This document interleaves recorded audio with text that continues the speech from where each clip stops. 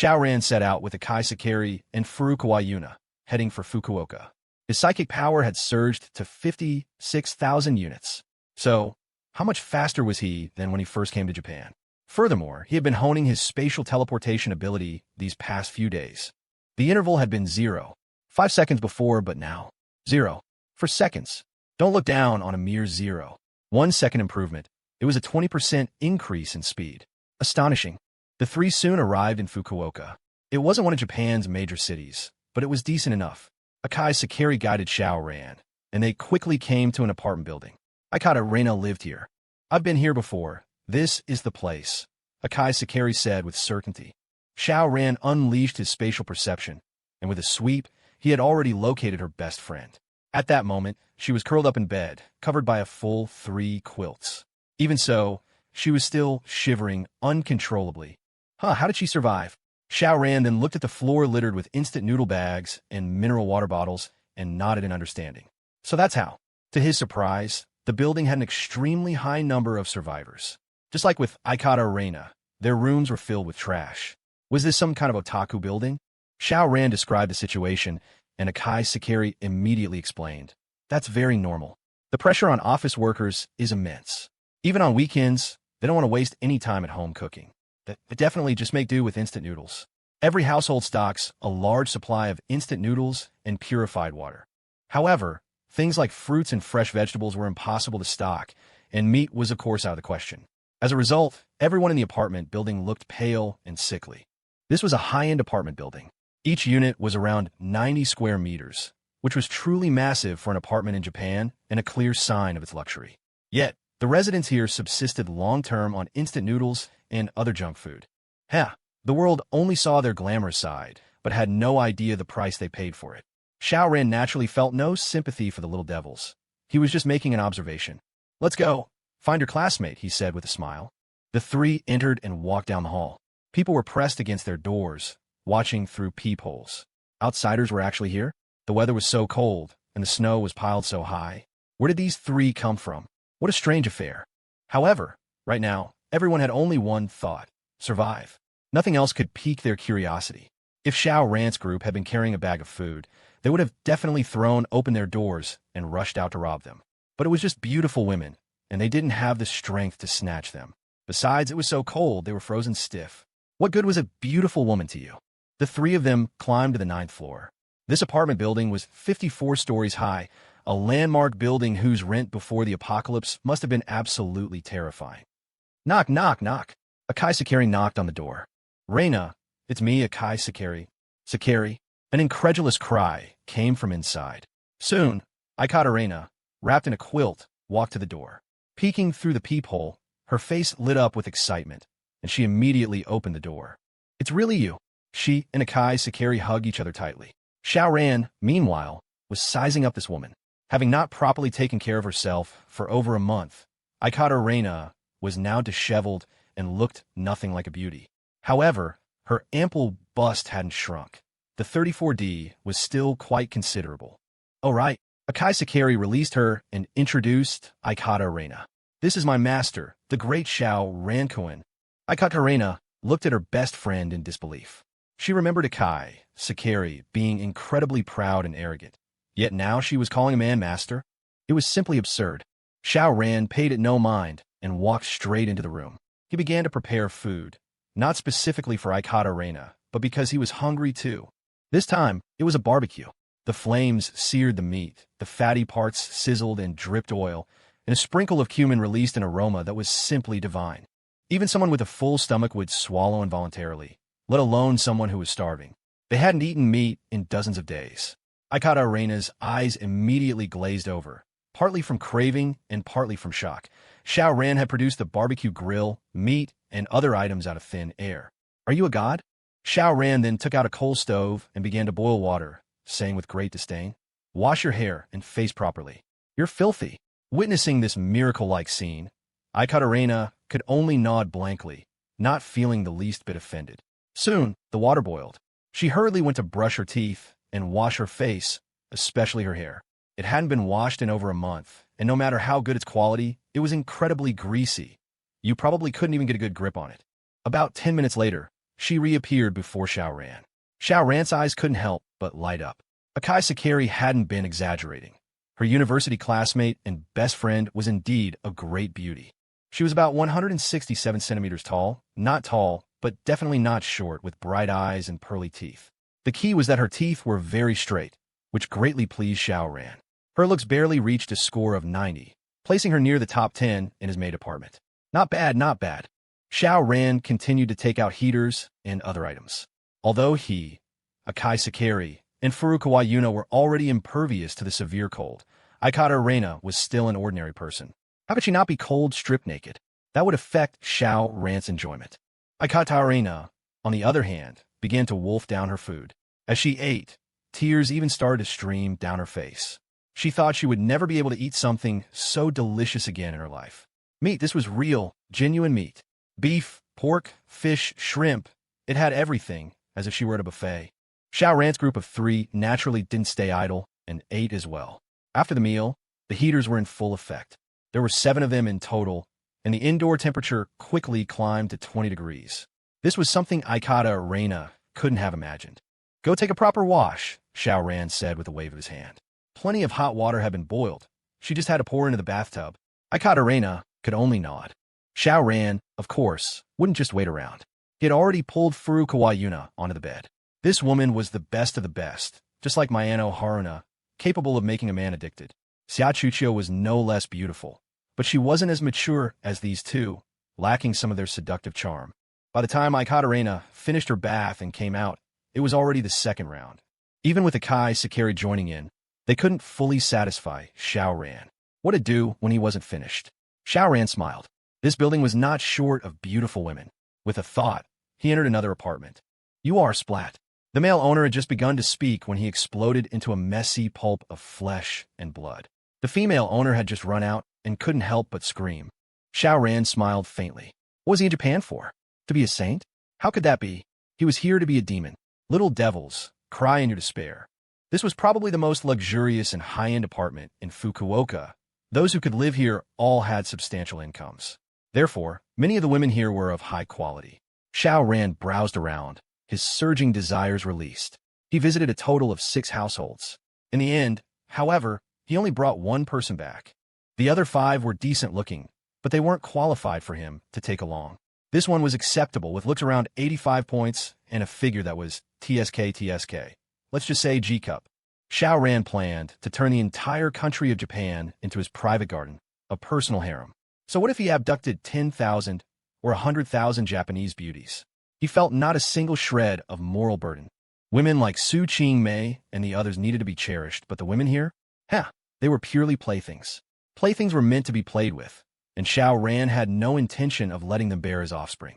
What was fair or unfair about it? In his previous life, he had directly detonated Mount Fuji and destroyed the entire country of Japan. This time, it still had to be blown up. He would just get a super yacht and let his Japanese harem live on the ship. Xiao Ran's recruitment standard was 85 points. A few points off in looks or a few points off in figure didn't matter, as long as the overall score reached 85. Anything below 85 was a no-go. With Japan's large population, even a 1-point difference could mean a difference of several thousand people. So, if he lowered the standard to 80, Xiao Ran might really have to recruit an army of 100,000 or even 1,000,000 beauties. That was a bit exaggerated, wasn't it? Even an emperor only had a harem of 3,000. He would just aim for that goal. Xiao Ran felt he wasn't greedy at all. The newly acquired girl was named Ikebe Nanako, but Xiao Ran preferred to call her Big G girl. Among the girls at home, even Jiang Yuning and Zhou Junsu, who had the most impressive busts, were only F-cups, a notch below her. Xiao Ran wasn't in a hurry to leave. Instead, he waited for the mood to strike again and continued searching for targets in the apartment building. Kill the men, play with the women. Little devils, Xiao Ran had no sympathy. He stayed in this apartment building for a full 7 days, playing with all the beauties here, but only took 4 with him, including Akai Sakari and Furukawa Yuna. He set off this time with 6 people. Xiao Ran had all these women begin to evolve. After becoming psychics, Xiao Ran found that the cells in their bodies became much stronger, their vitality increased, and the rate of aging slowed down. The higher the psychic level, the greater this change. But even a quantity of just 1 unit was enough to slow down this aging process by 30%. What about adding the 100-unit boost from the purple moon? Xiao Ran estimated that the lifespan of all humans would see an astonishing increase, easily reaching a longevity of 300 or even 400 years. Of course, he wasn't doting on the Japanese girls. The longer they lived, the longer they could be his slaves. This was the price the little devils should pay. Xiao Ran headed north.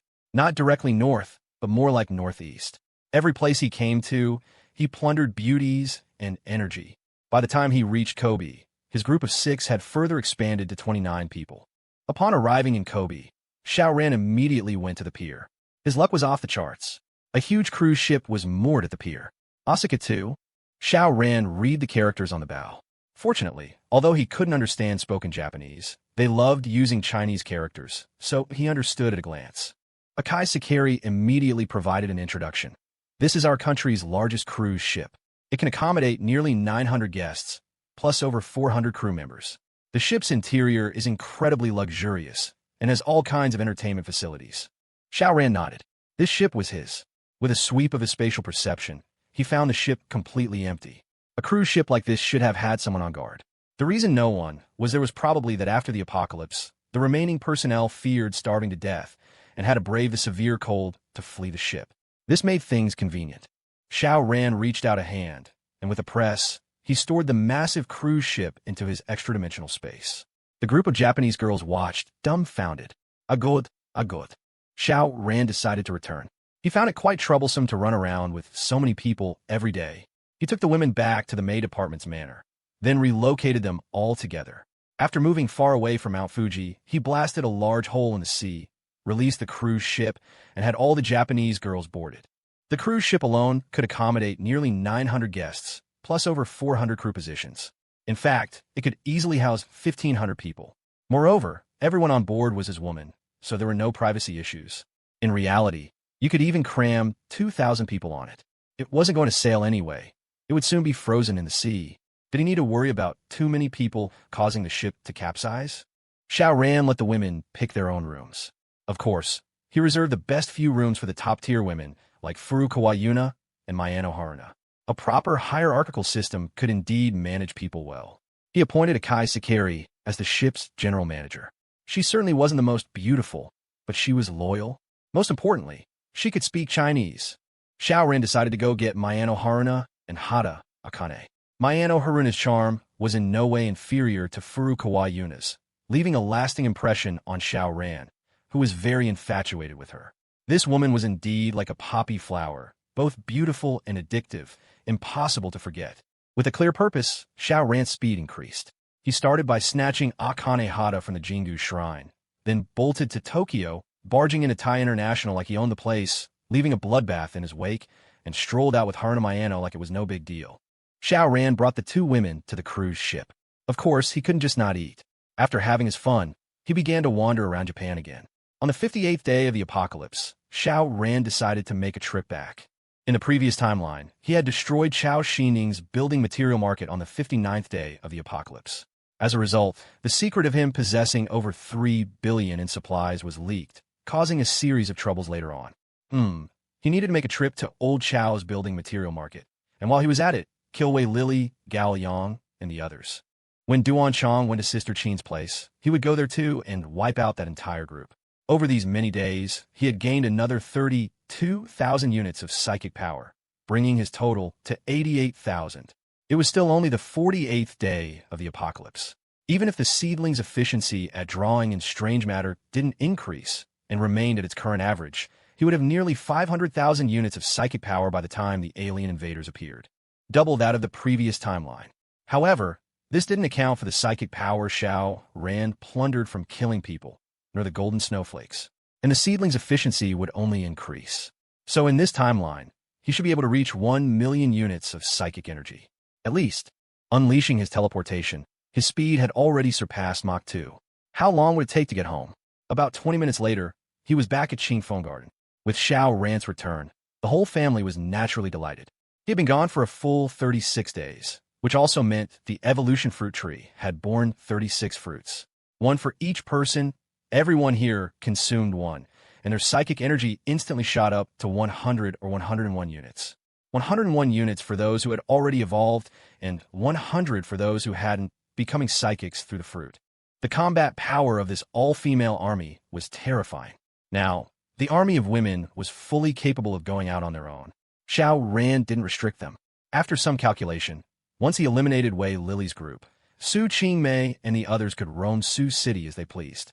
The next morning, after Xiao Ran had fished for some strange matter, he set off for the building material market. This time he brought Han Yun. Han Yun's looks were not the highest among the women, nor was her figure the best. Given Xiao Ran's love for large breasts, her E-cup bosom, while already substantial, was not an F, let alone a G. Yet, Han Yun possessed an indescribable seductive charm. In this, she was a bit like Mayano Haruna, a kind of allure and sexiness that emanated from her very bones, making anyone who saw her think of the bedroom. Xiao Ran couldn't resist. Midway, he took teacher Han into a hotel for a proper lesson. Han Yun could also feel his obsession with her. She couldn't help but hold his head and let it rest in her embrace, saying, "You said in the future, you and I even had a baby?" Yes, Xiao Ran nodded. The E-cup was indeed formidable. He was almost out of breath. A pity the alien invaders suddenly arrived. Even if he hadn't rewound time, Han Yun's side would have probably been obliterated by the alien spaceship's firepower. But, starting over, even if Xiao Ran followed the previous timeline exactly, it was impossible for Han Yun and the others to get pregnant at the same point in time. The only comfort he had was that the child hadn't been born yet. Otherwise, Han Yun hugged his head tightly. Then, let's have another one. She had been married for several years without conceiving. The doctor said it was a problem with her constitution, making it difficult to get pregnant. But as a normal woman, how could she not have the desire to be a mother? Xiao Ran chuckled. "I'm happy to be of service." Instantly, another round of debauchery ensued. Now that Han Yun had become a psychic, her physical functions had undergone a dramatic transformation. She could definitely get pregnant normally. If he worked hard, Han Yun should get pregnant earlier than the previous timeline. After their passionate entanglement, the two set off again for the building material market. Nourished and moisturized, Han Yun was radiant, looking even more beautiful than usual. Now a psychic, she wasn't dressed bulkily at all, just a simple set of autumn clothes that revealed her fine figure. As she walked, her full hips swayed, each step graceful. A natural-born seductress. Xiao Ran couldn't help but feel a stir, his hand instinctively sliding down. Han Yun shot him a look, but it was full of charm. Rather than anger, it was more like a coquettish complaint. Another round? Xiao Ran quickly hit the brakes. It had already been twice, and it was past noon. Another round? It would be dark by then. Business first, business first. Soon, they finally arrived at the building material market. The moment Xiao Ran and his companion appeared, they immediately attracted a great deal of attention. Not only was Han Yun beautiful with a good figure, but her charm was also too alluring. One look and you were hooked. But both of them were wearing autumn clothes. What did that mean? They were both psychics. Which ordinary person would dare to have ideas about psychics? Of course, the psychics were eager to make a move, secretly assessing Xiao Ran's strength, wondering whether to kill him and steal the beauty. Even though Xiao Ran had disrupted the timeline, what was bound to happen still happened. "Teacher Han," a surprised voice called out. A middle-aged man ran over, his face full of pleasant surprise. Han Yun looked at him, a hesitant expression on her face. She didn't recognize him, but Xiao Ran smiled. "His name is Lu Wentao. He's one of your students? Yeah, right? Ye's father." Han Yun said, "Oh." She was already thoroughly convinced of Xiao Ran's identity as a future warrior, so she wasn't the least bit surprised that Xiao Ran knew these things. But Lu Wentao was utterly shocked, looking at Xiao Ran with an incredulous gaze. Is your psychic ability mind-reading?" Xiao Ran laughed heartily and continued his introduction to Han Yun. "This Lu fellow has always wanted to sleep with you, but he never had the chance before. Now that he's a psychic, women just throw themselves at him. See, that woman next to him is his mistress. Now that he sees you, his long-suppressed desires have burst forth uncontrollably. He ran over, overjoyed, thinking you were a gift from the heavens." After he finished speaking, Lu Wentao looked as if he'd seen a ghost, exclaiming, "You're a mind reader. You're a mind reader." "No, I've just experienced this once before, plus I have a good understanding of human nature." Xiao Ran smiled and said, "I'm not a mind reader, but a great prophet. Whatever I say will happen." Lu Wentao immediately burst out laughing. "If you really had such an ability, would you even need to come here? You could just say what you want, and it would be yours." Quite clever. A crowd had already gathered to watch the spectacle. Han Yun was so beautiful and stunning that many were secretly scheming how to get a taste of this delicacy. Hearing Lu Wentao's words, they also burst into laughter. Xiao Ran smiled faintly. Everyone, shut your mouths. Instantly, the laughter stopped abruptly. At this, the gazes of the crowd towards him were now tinged with fear. Could someone really possess such an ability? It was too heaven-defying. Xiao Ran snapped his fingers. You are all dead. Everyone shook their heads in terror, trying desperately to speak but unable to make a sound, only able to produce humming noises from their noses. Then they all fell to the ground. With his spatial domain deployed, killing people, no matter how many, was just a matter of single thought. Xiao Ran smiled and, with his arm around Han Yun, continued forward. He had come here to kill. Ha ha ha, brother, you're so strong. Brother Tian ran over, a smile on his face, as if he hadn't seen the corpses lying on the ground at all. I hate it when people hide things in front of me, Xiao Ran said. Bang! Brother Tian's body immediately exploded, revealing a short, skinny dwarf inside. This was the real Brother Tian. The dwarf's face turned pale with fright, his eyes darting around. His ability was parasitism. Only after parasitizing a host could he release his power, granting both the host and himself immense strength. But now, he was no different from an ordinary person. Chao Xinliang, come out, Xiao Ran said again. In the next moment, Chao Xinliang appeared in front of Xiao Ran, still in a sitting posture. But he hadn't brought his chair with him, so he immediately fell on his butt. But Boss Chao showed no trace of anger. On the contrary, his face was filled with fear. Xiao Ran's ability was too terrifying. Whatever he said happened. If he wanted someone dead, they died. Chao Xinliang forced himself to remain calm. He was, after all, the leader of a faction and had some composure. What's your name, brother? He said with a smile. What would you like to buy here? To show my respect, whatever you choose today is on me. This was a huge favor. If Xiao Ran chose a large pile of things, he might even go bankrupt. But right now, Chao Xinliang had only one thought. Xiao Ran must accept. If Xiao Ran accepted, it meant he could live. Otherwise, fighting such an opponent, he truly had no chance of winning. Xiao Ran smiled faintly. You have a subordinate who can check information via satellite, don't you? Chao Xinliang was horrified. Are you a word spirit user or an omniscient being? Yes, there is indeed such a person, he nodded. How could he deny it now? Come here, Xiao Ran said. With a flick of his spatial exchange, Suhi appeared next to Chao Xinliang. Damn it, you found the person so precisely. Why did you even ask? Chao Xinliang thought to himself, growing even more wary of Xiao Ran. Come on, look up my information, Xiao Ran said with a smile. Suhi was stunned, momentarily unsure how to react. He looked towards Xiao Xinliang, who nodded at him. He then began to perform a facial recognition on Xiao Ran and search for related information. Then, his expression couldn't help but change. This guy actually possessed over 3 billion in supplies. Tell your boss, Xiao Ran said flatly. Sui's body was trembling. He wasn't stupid. Anyone with so many supplies would keep it a secret, right? But Xiao Ran had deliberately let him find out. What did this mean? The man was completely confident, ready to silence them all at any moment. Suhi was on the verge of tears, but he still reported his findings in full. Chao Xinliang was first shocked, then he panicked. What did Xiao Ran mean? Simple, he lacked nothing. Sitting on over 3 billion in pre-apocalypse supplies, what else could Xiao Ran possibly need? So, Chao Xinliang's attempt to curry favor by offering supplies? Not a chance. Chao Xinliang forced a smile. Master Xiao, just say it. What do you want from our small place? As long as I can do it, I won't be stingy in the slightest. Xiao Ran said leisurely. You have? I want your life. Kill yourself. Damn it. How could Chao Xinliang agree? His face darkened. Master Xiao, that's not a funny joke at all. Xiao Ran burst out laughing. This is no joke. Xiao Ran, do you really want to fight to the death? Chao Xinliang no longer backed down. He believed that as long as his attack was fast enough, he could kill Xiao Ran before he could even speak. Xiao Ran smiled. The fish will die, but the net won't break. The negotiation had broken down. Chao Xinliang ditched any hope of getting lucky. His fingers danced, and invisible strings launched a horde of puppets, stumbling forward. Xiao Ran shook his head. Let me show you what real power is. He activated spatial shatter. Instantly, within a 50-meter radius of Xiao Ran, all objects were mercilessly pulverized. How terrifying was the power of space? Back then, Oda Yuri, with over 20,000 units of psychic power, was torn to pieces. What's more, these were just ordinary buildings.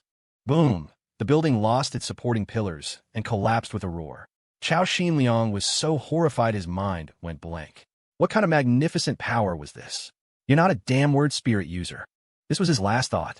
Xiao Ran left with Han Yun, then went to find Gao Liang, Luo Yafei, Wei Lili, and the others. After a round of killing, there were no large factions left in Sioux City. He hadn't been to Sister Qin's place yet. Xiao Ran split these psychic powers with Han Yun. There wasn't much anyway. The psychics now were too weak. But this little was relative. To Xiao Ran, it was pitifully small, but to Han Yun, who only had 101 units, it was an overwhelming torrent. But the side effects were equally overwhelming. Faced with a lustful teacher Han, Xiao Ran naturally had to sacrifice himself to solve her problem. How many times had it been today? Never mind. He had to get Han Yun pregnant as soon as possible. Xiao Ran reviewed the timeline again. Today was the 59th day of the apocalypse, and Duan Chong would appear on the 86th day, so he still had 27 days. What to do during this time? Go to Korea? Possible. Xiao Ran had some interest in Korean girl groups. Although Korea's plastic surgery was quite formidable, he didn't need to have children with Korean women. As long as they were pretty, had good figures and big breasts, it was fine. Just for fun, so the standards didn't need to be too high. Xiao Ran went to Japan again, this time bringing Mayano Haruna, because this woman was fluent in 5 languages. Besides Japanese, she could also speak Chinese, Korean, English, and Spanish. A very good translator. The women left in Japan were not idle either. Xiao Ran gave them a mission, with Akai Sakari leading a team to find beautiful women in Japan. He gave Akai Sakari an evolution fruit, and coupled with the burst of luck on the way, he had obtained a golden snowflake worth nearly 300 units of psychic power. This was enough to make Akai Sakari the strongest person in Japan. He confidently took Mayano Haruna to Korea. Korea's population was not small, but Seoul alone had a population of 10 million, and basically all the entertainment industry was concentrated in the city. It could be said that Seoul was the essence of Korea, in terms of economy, population, and the quality of its beauties. Xiao Ran plundered to his heart's content. He got another cruise ship here, tossed the abducted beauties onto it, and it became his second palace. After a few days of fun in this palace, Xiao Ran, without stopping, went to India. Although the natives of India were dark and short, the high castes who ruled them were Aryans. This race was quite capable, with many handsome men and beautiful women. Those who sang and danced hotly on screen were basically Aryans. Fair skin, beautiful faces, long legs. TSK. Moreover, India was a populous country, and the number of psychics here in the future would be terrifying. Xiao Ran decided that after the Purple Moon, India would be his largest psychic power warehouse. He didn't mind at all sacrificing everyone from other countries. In the future, it would be nice if the entire Earth was left with only Chinese people. Besides, a certain portion of people would definitely survive, so ethnic diversity could still be maintained. Here, Xiao Ran built his third palace. It was another huge cruise ship used to hold the beauties of India. After another round of debauchery, Xiao Ran returned to Qingfeng Garden once more. The outside was just for fun. Home was still the best. After being out for over 20 days, Xiao Ran's psychic power surged again by more than 80,000 units, reaching an astonishing total of 170,000 units. A night of debauchery. Xiao Ran struggled to get up. He really wanted to sleep forever in the company of beauties, but the alien invaders would appear in a few months. This was like a sword hanging over his head, constantly reminding Xiao Ran that he couldn't live a life of drunken dreams, or he would just be waiting for death. Apocalypse, Day 82. In fact, there wasn't much Xiao Ran could do, besides using the small seedling to draw in a ball of strange matter each day to strengthen himself. He could only live a life of drunken dreams, indulging in the gentle embrace of his women. Sowing seeds every day, he didn't believe he couldn't become a father. Sure enough, just a few days later, Su Qingmei and the other women brought good news again. Pregnant. Several of them were pregnant. There was no need to wait for a month or so for a missed period to test. Xiao Ran swept with his spatial perception, and he immediately knew whether a small life had appeared in the uterus. Xiao Ran then went to Lu Mei's place and brought back that pair of best friends as well. Faced with the miracles Xiao Ran displayed, how could Lu Mei and Tu Xinyue not believe his story of returning from the future? In a flash, it was already the 86th day of the apocalypse. These 6 days had yielded a huge harvest. He had fished a super large ball of strange matter with a full 20,000 units of psychic power. In just 6 days, he had increased his psychic power by a whole 40,000 units. In addition, almost all the women were pregnant. let's go, kill Duan Chong. Exterminate Sister Qin. Xiao Ran took the little green tea and headed towards Sister Qin's camp. With his spatial domain open, after just a few teleports, he arrived at the entrance of the underground space. Seeing Xiao Ran and his companion appear out of thin air, the guards at the entrance were all terrified. Are you ghosts? But when they saw Zhou Junsu's delicate and charming face, they all showed lecherous expressions. In the apocalypse, beautiful women were a resource, a commodity that could be slept with if one was willing to pay the price. Buddy, how much food for a night with this woman? Someone immediately asked. Zhou Junsu looked at Xiao Ran, who nodded. The little green tea didn't hold back, and with a point of her finger, the man was instantly frozen into an ice sculpture. Under the enhancement of the evolution fruit and the golden snowflake, her psychic energy had reached around 500 units. Quite astonishing. Sister Qin only had around 1,500 units. Seeing Zhou Junsu kill someone with a single move, the few people at the entrance were naturally shocked and quickly shouted loudly. A moment later, Sister Qin and the others all ran out. This brother, what's your name? Sister Qin came over, shaking her plump hips. Her big butt swayed in such a way that her subordinate's eyes were practically bulging out. Xiao Ran said with a smile. He wasn't afraid of revealing his real name now. Xiao Ran. Sister Qin murmured, looking quite lost. In this timeline, Chao Xinliang's group never had the chance to spread Xiao Ran's secret, so Xiao Ran was like a mysterious master, completely unknown to anyone. However, Sister Qin could become the leader of a faction, so her adaptability was naturally top-notch. She immediately said, neither cold nor hot. Boss Xiao killed one of my men as soon as he arrived. Shouldn't you give me an explanation? Xiao Ran smiled slightly. What kind of explanation do you want me to give? Apologize and compensate, Sister Qin said. She didn't know Xiao Ran's depth and was naturally unwilling to rashly start a war. Besides, the one who died was just an insignificant small fry, and it only cost 1 unit of psychic energy, so she wasn't particularly heartbroken. Xiao Ran thought for a moment and said, I do need to apologize to you. And the compensation? Sister Qin pressed. Xiao Ran waved his hand. You misunderstand. I'm apologizing because this time, you're going to die at my hands. What? Sister Qin was first stunned, then enraged. You want to kill me? Wishful thinking. Boss Xiao, TSK, do you know the saying that trouble comes from mouth? She had clearly developed killing intent, yet she smiled even more charmingly. But her hands were behind her back, constantly issuing commands, signaling her subordinates to get into position and attack on her command. Xiao Ran also smiled and said, Wait a moment, you have another helper who is about to arrive. This time, Sister Qin was truly moved. Could it be that Xiao Ran knew Duan Chong was coming? But how'd he know? At this moment, Sister Qin suddenly felt a little panicked. He's here, Xiao Ran said with a smile. He turned his head and looked into the distance. Even though Xiao Ran had his back to them, Sister Qin still couldn't bring herself to give the order to attack. At this moment, Xiao Ran gave her a sense of profound inscrutability, which actually scared her. A moment later, sure enough, they all saw a person dragging a mattress. No, 2 mattresses. The first mattress was followed by a rope tied to another mattress. The boat tracker was Duan Chong.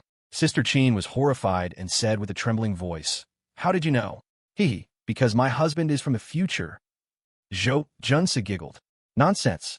Sister Qin and the others naturally didn't believe it, only thinking that Xiao Ran was deliberately unwilling to tell the truth. At this time, Duan Chong had already arrived. But unlike last time, when Duan Chong didn't dare to get within 100 meters of Xiao Ran due to a strong sense of crisis, this time, Xiao Ran was so incredibly strong that Duan Chong didn't even feel a trace of alertness. His gaze swept over, and he couldn't help but say, What's the situation? Duan Chong, long time no see, Xiao Ran said with a smile. Duan Chong frowned. Do we know each other? In another timeline, we knew each other. This time, we just met, Xiao Ran smiled. But let me tell you something. I destroyed the Black Dragon Society in High City. Your old father-in-law, and people like Oda Yuri, have already become ghosts under my hand. At first, Duan Chong naturally thought Xiao Ran was talking nonsense, but when he heard the names Black Dragon Society and Oda Yuri, he couldn't help but be moved. How could someone who had never been to High City know about the Black Dragon Society and Oda Yuri? Who are you? He exclaimed in shock. The one who will kill you, Xiao Ran said with a smile. Bang! Before the words even fell, Duan Chong had already struck first. He was a martial arts type. Once he erupted, how fast was his strike? With a thought, his fist had already smashed in front of Xiao Ran. Alas, so weak. Xiao Ran calmly reached out his hand. Seemingly unhurried, he easily grabbed Duan Chong's wrist. Last time, your death was too easy, but this time, Xiao Ran smiled, took out 2 stones, and stabbed them into Duan Chong's eyes. Plop, plop. Ah, Duan Chong immediately let out a miserable scream. His eyeballs were brutally pierced, and filthy blood instantly gushed out. What are you screaming about? Xiao Ran said coldly. You bastard have harmed countless countrymen, and even worked for the little devils. Oh, I forgot to tell you, your spiritual homeland, Japan, has been mostly killed off by me. In a few more days, I'll go there and set off some big fireworks and blow up Mount Fuji. Duan Chong shivered. In front of Xiao Ran, he was as weak as a sheep before a lion. Spare me, he begged. Sister Qin no longer hesitated and shouted, attack. Xiao Ran had said he would kill her from the start, and now he had brazenly attacked Duan Chong. If he was allowed to free up his hands, wouldn't he come after her next? How could she sit back and watch Xiao Ran pick them off one by one? In an instant, Sister Qin's subordinates all attacked. Xiao Ran smiled and held Duan Chong in front of him as a shield. Most of the attacks were blocked by Duan Chong. Those that couldn't be blocked, Xiao Ran directly shattered with his domain. Too easy. Ah, Duan Chong let out another miserable scream. This was real pain, being hit by an unknown number of psychic attacks. Even a powerhouse with over 1,000 units like him was almost killed on the spot. You're too despicable. Sister Qin berated. Xiao Ran laughed. The leader of a faction was actually calling someone despicable? He used Duan Chong as a weapon, swinging him around and smashing him into Sister Qin's men. Bang! With one swing, a person was smashed into a bloody mist. 2 swings, 3 swings. By the time Xiao Ran stopped, including Sister Qin, the psychics in this base were mostly dead. As for Duan Chong, he finally died under such a brutal beating. It was very tragic. Xiao Ran casually tossed Duan Chong's corpse aside and shared the psychic energy with Zhou Junsu. Then, they were soon like dry wood meeting a raging fire. He threw out an air cushion boat, and the two immediately rolled into a ball. After dealing with Qin Sujuan as well, Xiao Ran returned to Qingfeng Garden, but he was in no hurry to go to America. He focused on the great cause of sowing seeds. Now that all the women were psychics, their bodies were not just healthy, but simply perfect. And the vitality of Xiao Ran's little tadpoles was terrifying. So, as long as it was done at the right time, there was no way they wouldn't get pregnant. Another 2 days passed. Xiao Ran swept with his spatial perception, and all the girls were pregnant. He stayed at home for a few more days, and on the 100th day of the apocalypse, he set out for America. However, Xiao Ran first made a detour to Japan to pick up Mayano Haruna. She was his translator. Otherwise, with his vocabulary limited to, baby, I'm coming, how would he communicate with those white pigs? After so many days of training, Xiao Ran had reduced his teleportation interval to 0. 3 seconds. The radius of his spatial domain was now 532 meters, which meant his speed reached 3,533 meters per second, a whopping Mach 10. 4. This far exceeded his maximum speed in the previous timeline. Fortunately, Xiao Ran was using his spatial domain to carry Mayano Haruna. Otherwise, would such a terrifying speed have torn her apart? Probably not, because Xiao Ran was teleporting, his actual speed was 0, so where would the kinetic energy come from? Without kinetic energy, how could a person be torn apart? At such high speed, Xiao Ran soon arrived on the other side of the ocean. He already had 1 Wester horse at home, but Xiao Ran didn't mind collecting a few more. Liao was a good girl, and Xiao Ran was willing to pamper her like a woman, but the ones here? Sorry, they would just be female slaves. Xiao Ran's first stop was the capital of America. He arrived at the W Palace. To his surprise, there were people in the W Palace. The American president had not died. The newly inaugurated president, who was also the former president, Chuan Bao, was still alive. At 80 years old, it was truly amazing. Moreover, the snow in front of the W Palace had been cleared, and a bunch of people were living inside. They were basically psychics. Even Chuan Bao had become a psychic, which explained why his spirits had improved. Xiao Ran approached with the beauty. Stop! Immediately, a dense array of gun muzzles was aimed at him. 5 soldiers rushed out, one of whom said, if you're seeking refuge, go to Underground City No. 3. Wait. Another soldier said, pointing at Mayano Haruna. You can scram, but the woman has to stay. The soldier who spoke first also nodded, because he had just gotten a clear look at this Eastern woman's appearance. TSK. Even though their races were different, he immediately felt a strong desire. Originally, they told people seeking refuge to go to Underground City No. 3. and when the person turned to leave, they would open fire, competing to see who was the better shot. But now, they were naturally reluctant to kill the woman, so they could only use the man for their competition. Whoever had the best shot would get to enjoy the woman first. Mayano Haruna translated, and Xiao Ran asked, "Where is underground city? No. 3. To the left, walk 2 kilometers, and you'll be there," a soldier said. This was clearly a lie, because within a 10-kilometer radius, the only massive underground structure was beneath the W Palace. Xiao Ran smiled, turned, and walked away. At that moment, 5 guns were raised simultaneously. Bang! They fired almost at the same time, and only one sound could be heard. However, the bullets shot toward the back of Xiao Ran's head, but they all strangely hovered in the air. Xiao Ran turned around leisurely and smiled. What is the meaning of this? Mayano Haruna didn't need to translate because the 5 soldiers had already started firing again. Bang, bang, bang. Xiao Ran shook his head, waved his hand, and the bullets were immediately reflected back. Plop, plop, plop, plop. The 5 soldiers were all shot in the eye at the same time, the bullets piercing through their brains, killing them instantly.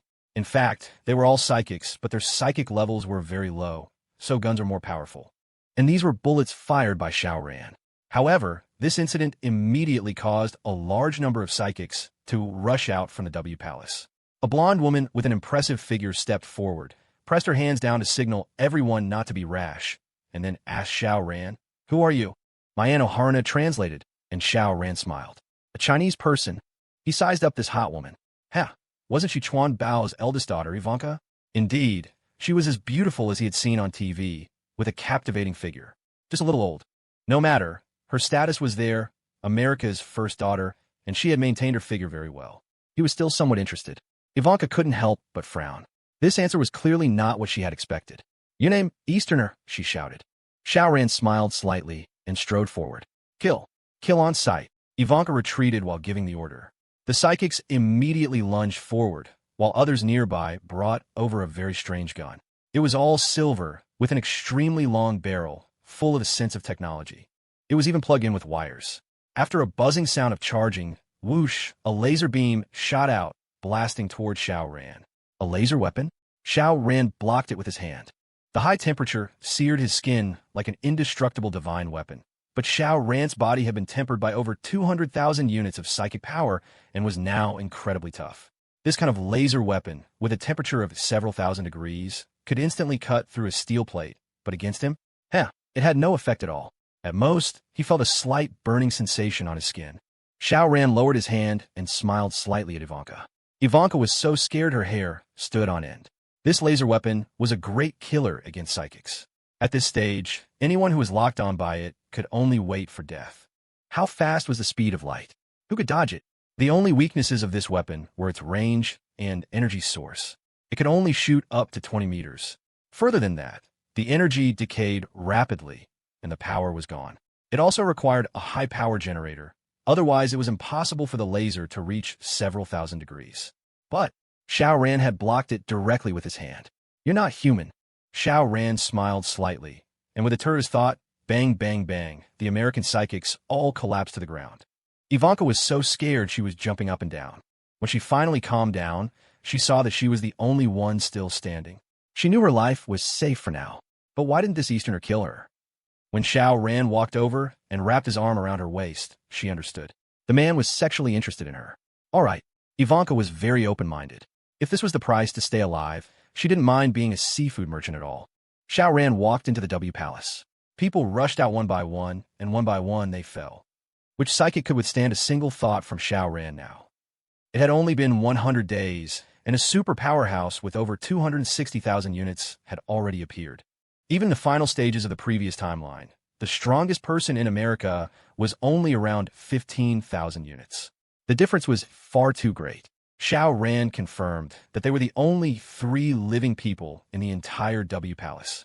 He smiled slightly and said to Ivanka, "If you want to live, you should know what to do, right?" As soon as Mayano Haruna translated, Ivanka very straightforwardly began to take off her clothes. "Come on, my Easter man. TSK, TSK, what a fine Western horse." Xiao Ran gladly accepted. After riding the big horse for 2 hours, Xiao Ran was satisfied, yet also a bit bored. Western horses were just SOSO. The psychological satisfaction was greater than the physical. The advantage of Western women lay in their figures, curvy, with impressive dimensions. This was indeed their strength, sexy and alluring. But their shortcomings were also obvious, such as their skin not being delicate enough with large pores. They were fine from a distance, but not up close. In addition, they were also hairy. That's why they all had the habit of shaving their legs. Not to mention body odor. Everyone wore perfume. However, Liao was an exception. She had both a curvy figure and was very pleasing to look at. Of course, this was relative to European and American women. Compared to Han Yun, Su Qingmei, and the others, Liao was still a bit rough.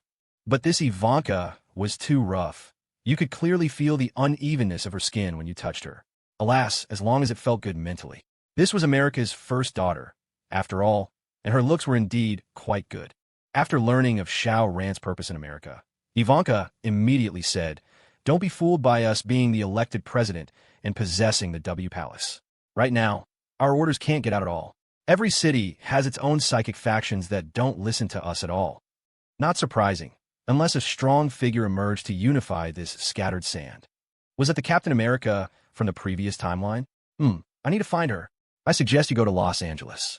Hollywood is there. Ivanka added. Hollywood, the star-making factory of the West, and also a place for exporting values.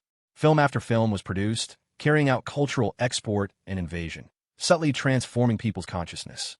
For example, in World War II movies, it was always American G.I.S. rushing to the front, as if they were the greatest contributors to the war.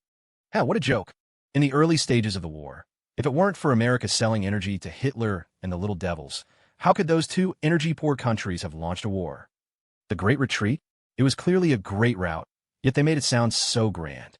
Beside cowering on their island and getting beaten, what contributions did the Eagle make?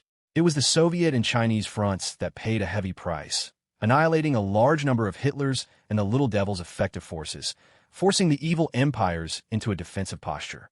As soon as America saw this, they immediately announced their entry into the Allied forces to snatch the fruits of victory.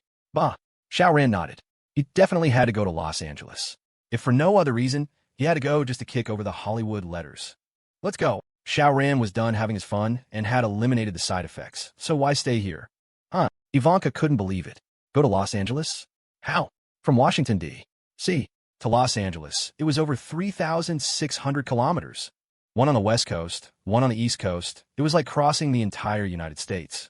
Now that all transportation was defunct, they had to rely on their own two legs. 3,600 kilometers. Were you planning to run for several months? Xiao Ran laughed heartily. He opened his spatial domain and began to teleport with Mayano Haruna and Ivanka. Watching the surroundings shift and change like moving stars, Ivanka's red, sexy mouth fell open. It looked a lot like when she was drinking milk earlier. Although she was indeed a bit rough, she was very sexy. Xiao Ran found himself getting interested again. However, he would save it for those Hollywood stars. What widow's sister? Tete Aomehi. What's 3,600 kilometers? A mere 20 minutes. When Ivanka found herself at the foot of the Hollywood Hills, her mind went blank, and she was completely stunned. Slap. Xiao Ran gave her shapely but a slap, and she finally came back to her senses. This is Los Angeles, she screamed. Xiao Ran ignored her. Do you know where all those stars are? Beverly Hills, Ivanka blurted out. I have a villa there too. I wonder how it is now. Yes, as everyone knew, the Don himself was a business tycoon with a fortune of billions. So, it was perfectly normal for Ivanka to own a mansion in a super-rich area like Beverly Hills. Under Ivanka's guidance, Xiao Ran once again moved by teleportation. This time it was quick, just a dozen seconds.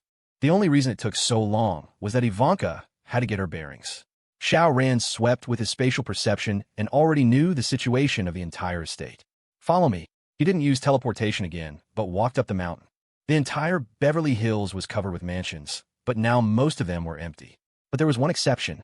Not only were there people here, but in such cold weather, the swimming pool was actually steaming, having become like a hot spring. The house was filled with women, inside and out. They were all wearing bikinis.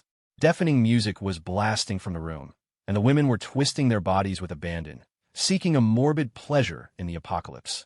They were all ordinary people, with one exception. Xiao Ran felt like he recognized this woman. Right, he had seen her in a movie. Captain Marvel, wasn't it? My God, the scene suddenly became a bit hard to watch. This Captain Marvel was actually making lewd moves on a group of women. After being taken advantage of by her, although the women all responded with smiles, some were clearly faking it, their expressions too unnatural. Xiao Ran had read related reports. The actress who played Captain Marvel was a lesbian, so, after the apocalypse, she became a psychic and ended up abducting all the nearby women to become her private pets. Hiss, you really know how to play. Among these wild women, Xiao Ran found many familiar faces. Widow's sister, A.O. May, and even Emma, the actress who played Hermione. TSK. He couldn't help but chuckle. Good, she had helped him collect a lot of girls. Thanks. He walked up to the lively mansion and then knocked very politely and forcefully on the door. Bang, bang, bang. Immediately, the music inside the villa was turned off, followed by a dead silence. In the next instant, bang, the main door was blasted open, and a fist came flying out. It was none other than Captain Marvel. A pity. I'm looking for Captain America, not you. Xiao Ran casually swatted, hitting Captain Marvel's arm. He had only given a gentle tap, truly not using much force. But what level was Captain Marvel? At most, she had no more than 1,000 units of psychic power. Even if she was a martial arts type, and her body was a powerful weapon in itself, in front of Xiao Ran with his 260,000 units, she was still incredibly fragile. With his slap crack, her arm broke. It broke clean in two, with a white bone exposed. The fractured surface was jagged with bone spurs, and blood gushed out. Xiao Ran had never liked this Captain Marvel. He, at least, couldn't appreciate this kind of beauty. Farewell. A thought flashed through Xiao Ran's mind, and Captain Marvel fell to her death. Compared to the star-shattering character she played in the movies, her real self was far too weak. Xiao Ran walked through the door. The group of blonde, blue-eyed beauties looked at him, all showing fear. But there were always a few exceptions, like Widow's sister and A.O. May. They jutted out their ample chests, as if emphasizing their assets. Xiao Ran tossed Captain Marvel's corpse to Mayano Haruna to absorb. Ivanka watched with immense envy. This was psychic power, something people would fight to the death for, and you just casually gave it to someone else? If you don't want it, you can give it to me. I want it. Xiao Ran walked into the villa. Instantly, a passionate Hollywood blockbuster began to play, but it was one that only Xiao Ran could appreciate privately, not for public release. After the blockbuster was over, Xiao Ran entered a state of sage-like clarity. So-called celebrities were nothing special. It was just a sense of psychological satisfaction. In reality, they couldn't compare to Su Ching Mei, Lu Mei, and the others. Our Eastern women are still the best-looking and the most enduringly beautiful. Up close, he could clearly see the pores on these female stars' faces. While it wasn't enough to make him lose his appetite, it really affected their scores. It couldn't be helped. Once Western women passed 30, they had to rely on makeup to compensate for their appearance. Without makeup, they were done. The only thing they could boast about was their figures. Indeed, their curves were chaotically alluring, a kind of naked sexiness that Eastern women couldn't match. Liao is still young. Xiao Ran thought of the foreign girl back home. Youth really was an asset. Liao went around with a bare face every day, but was still radiant. It was simple. Youth was an asset. Well, as their psychic levels increased, their aging speed would slow down. Normally, looks would start to decline at 30, but in the future, it would be at 60, 90, or even later. He had ridden Western horses, and quite a few at that. Xiao Ran's wish was fulfilled. In that case, time to stir up trouble. He began a great slaughter. After more than 10 days of killing, almost all the psychics in America were dead. Moreover, he had obtained quite a few nuclear warheads. Send one to the Japs, blow up Mount Fuji again. But I have to let Akai Sakari and the others retreat first. Xiao Ran made a satellite call to Akai Sakari, telling her to bring her people back to the ship as soon as possible. He, meanwhile, continued his slaughter in America. Of course, he was killing psychics. He wouldn't touch the ordinary people for now. When the purple moon appeared in the future, they would all have 100 units of psychic power. If he was going to kill them, he would do it then. In total, he spent 20 days in America, and Xiao Ran's psychic energy surged by another 80,000 units. His total psychic energy broke through 340,000 units, far exceeding the previous timeline. The key was, the purple moon had not yet appeared. When it did, everyone would become a psychic. That point in time would be the node for the explosive growth of Xiao Ran's psychic level. Xiao Ran went to Japan and mercilessly gifted Mount Fuji a nuclear bomb. And so, Japan was destroyed by him once again. Xiao Ran watched with pleasure. Such a grand spectacle. He would enjoy it with gusto, even 100 times. The only ones he would never tire of killing were the little devils. He then went to Europe, continuing to plunder beauties. On the 130th day of the apocalypse, he stopped. Xiao Ran began to prepare in advance, moving all 5 cruise ships to Sioux City. The first ship, Sakura Girls. The second ship, Kimchi Girls. The third ship, Samosa Girls. The fourth ship, American Girls. The fifth ship, European Girls. Black Girls? Ugh, they didn't fit his aesthetic at all. He couldn't bring himself to do it. After arranging all this, he went to India, waiting for the appearance of the purple moon. On the 132nd day of the apocalypse, the purple moon arrived as scheduled. When that night ended, Xiao Ran began a frantic slaughter. He only had 24 hours. After this day ended, killing people would no longer grant psychic power. It could only be stripped away through special techniques, but that was too time-consuming. Today, how far he could grow would depend on today's harvest. Kill, kill, kill. Xiao Ran transformed into a demon, showing no mercy. The radius of his spatial domain had reached 834 meters. When deployed, it could cover more than 2 square kilometers. With a single thought, he could kill everyone within it and extract their psychic power. And with another thought, he could go to another place and cover another 2 square kilometers. How high was this killing efficiency? After half a day, Xiao Ran had slaughtered India clean. Only some particularly remote places were left untouched. For the sake of China, you all can only sacrifice yourselves. Xiao Ran took stock of his harvest. His psychic energy had skyrocketed to 1.2 billion. The radius of his spatial domain had expanded to 240 kilometers. What did that mean? Xiao Ran could sit at home in Sioux City, and his spatial domain could cover from Hai City in the south to Ning City in the north. The entire territory. Within such a vast area, whoever he wanted to live could live. Whoever he wanted to die was certain to die. Sure enough, the purple moon was the biggest harvesting node. There was still half a day left. Although the efficiency of absorbing psychic power would further decrease during this half a day. Off to America, the people were left alive precisely for this moment. Xiao Ran began another great slaughter. However, America originally only had a population of 10 million left. Although each person had 100 units of psychic power, the absorption efficiency had sharply decreased, averaging only 20%. So, in the latter half of the day, Xiao Ran was only able to absorb 200 million units. That should be enough. Xiao Ran stopped and returned with terrifying side effects. Starting from the first cruise ship. For a full 10 days and 10 nights, Xiao Ran finally stopped. The side effects this time almost made him self-destruct. Fortunately, he could no longer gain psychic power through killing in the future, so there would be no more side effects. The last time, Xiao Ran counted the time. There were still 80 days until the alien invaders appeared. Less than 3 months. With 80 days left, how much could Xiao Ran grow? He himself didn't know.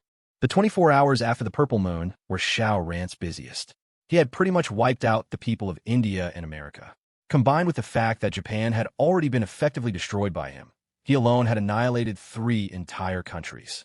But Xiao Ran didn't care in the slightest. Japan, this was a historical feud. They had to be destroyed.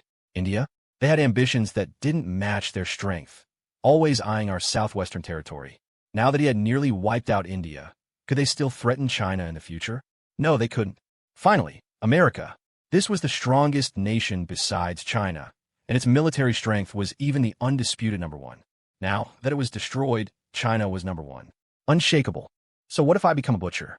China could be guaranteed thousands of years of prosperity and peace. Isn't that enough? In the following time, Xiao Ran just accompanied Su Qingmei and the other women, occasionally going to cruise ships 1 through 5 to have some fun. It was incredibly enjoyable. He had whatever type of beauty he wanted. Even the emperors of old didn't have it this good. Time flew by, and the bellies of Su Qingmei and the other women grew bigger day by day. However, even when the alien invaders appeared, they would only be 4 or 5 months pregnant. Not very obvious at all. Unfortunately, although Xiao Ran's psychic level had surged, the growth rate of the small seedling remained the same as before, growing about 1 centimeter a day. Therefore, the strange matter it drew in each day was only a few thousand units. It wasn't a small amount, but compared to Xiao Ran's current total of 1.4 billion units of psychic power, it was like a drop in the bucket.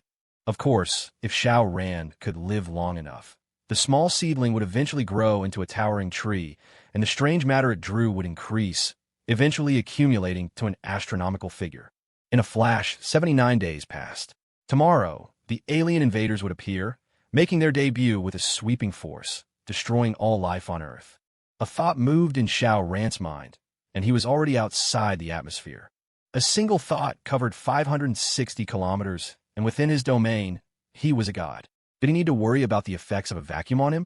To put it another way, his body had been tempered by psychic power to such a terrifying degree now. Even if he didn't use his domain and just stayed in the cold, silent vacuum, he wouldn't feel the slightest discomfort. His power had far surpassed the scope of humanity. Strong? The stronger the better.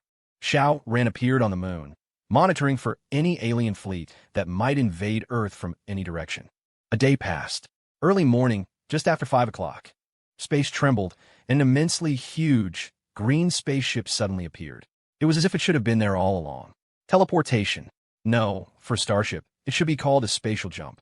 The spaceship had a distinct shield of light that flickered and then suddenly disappeared.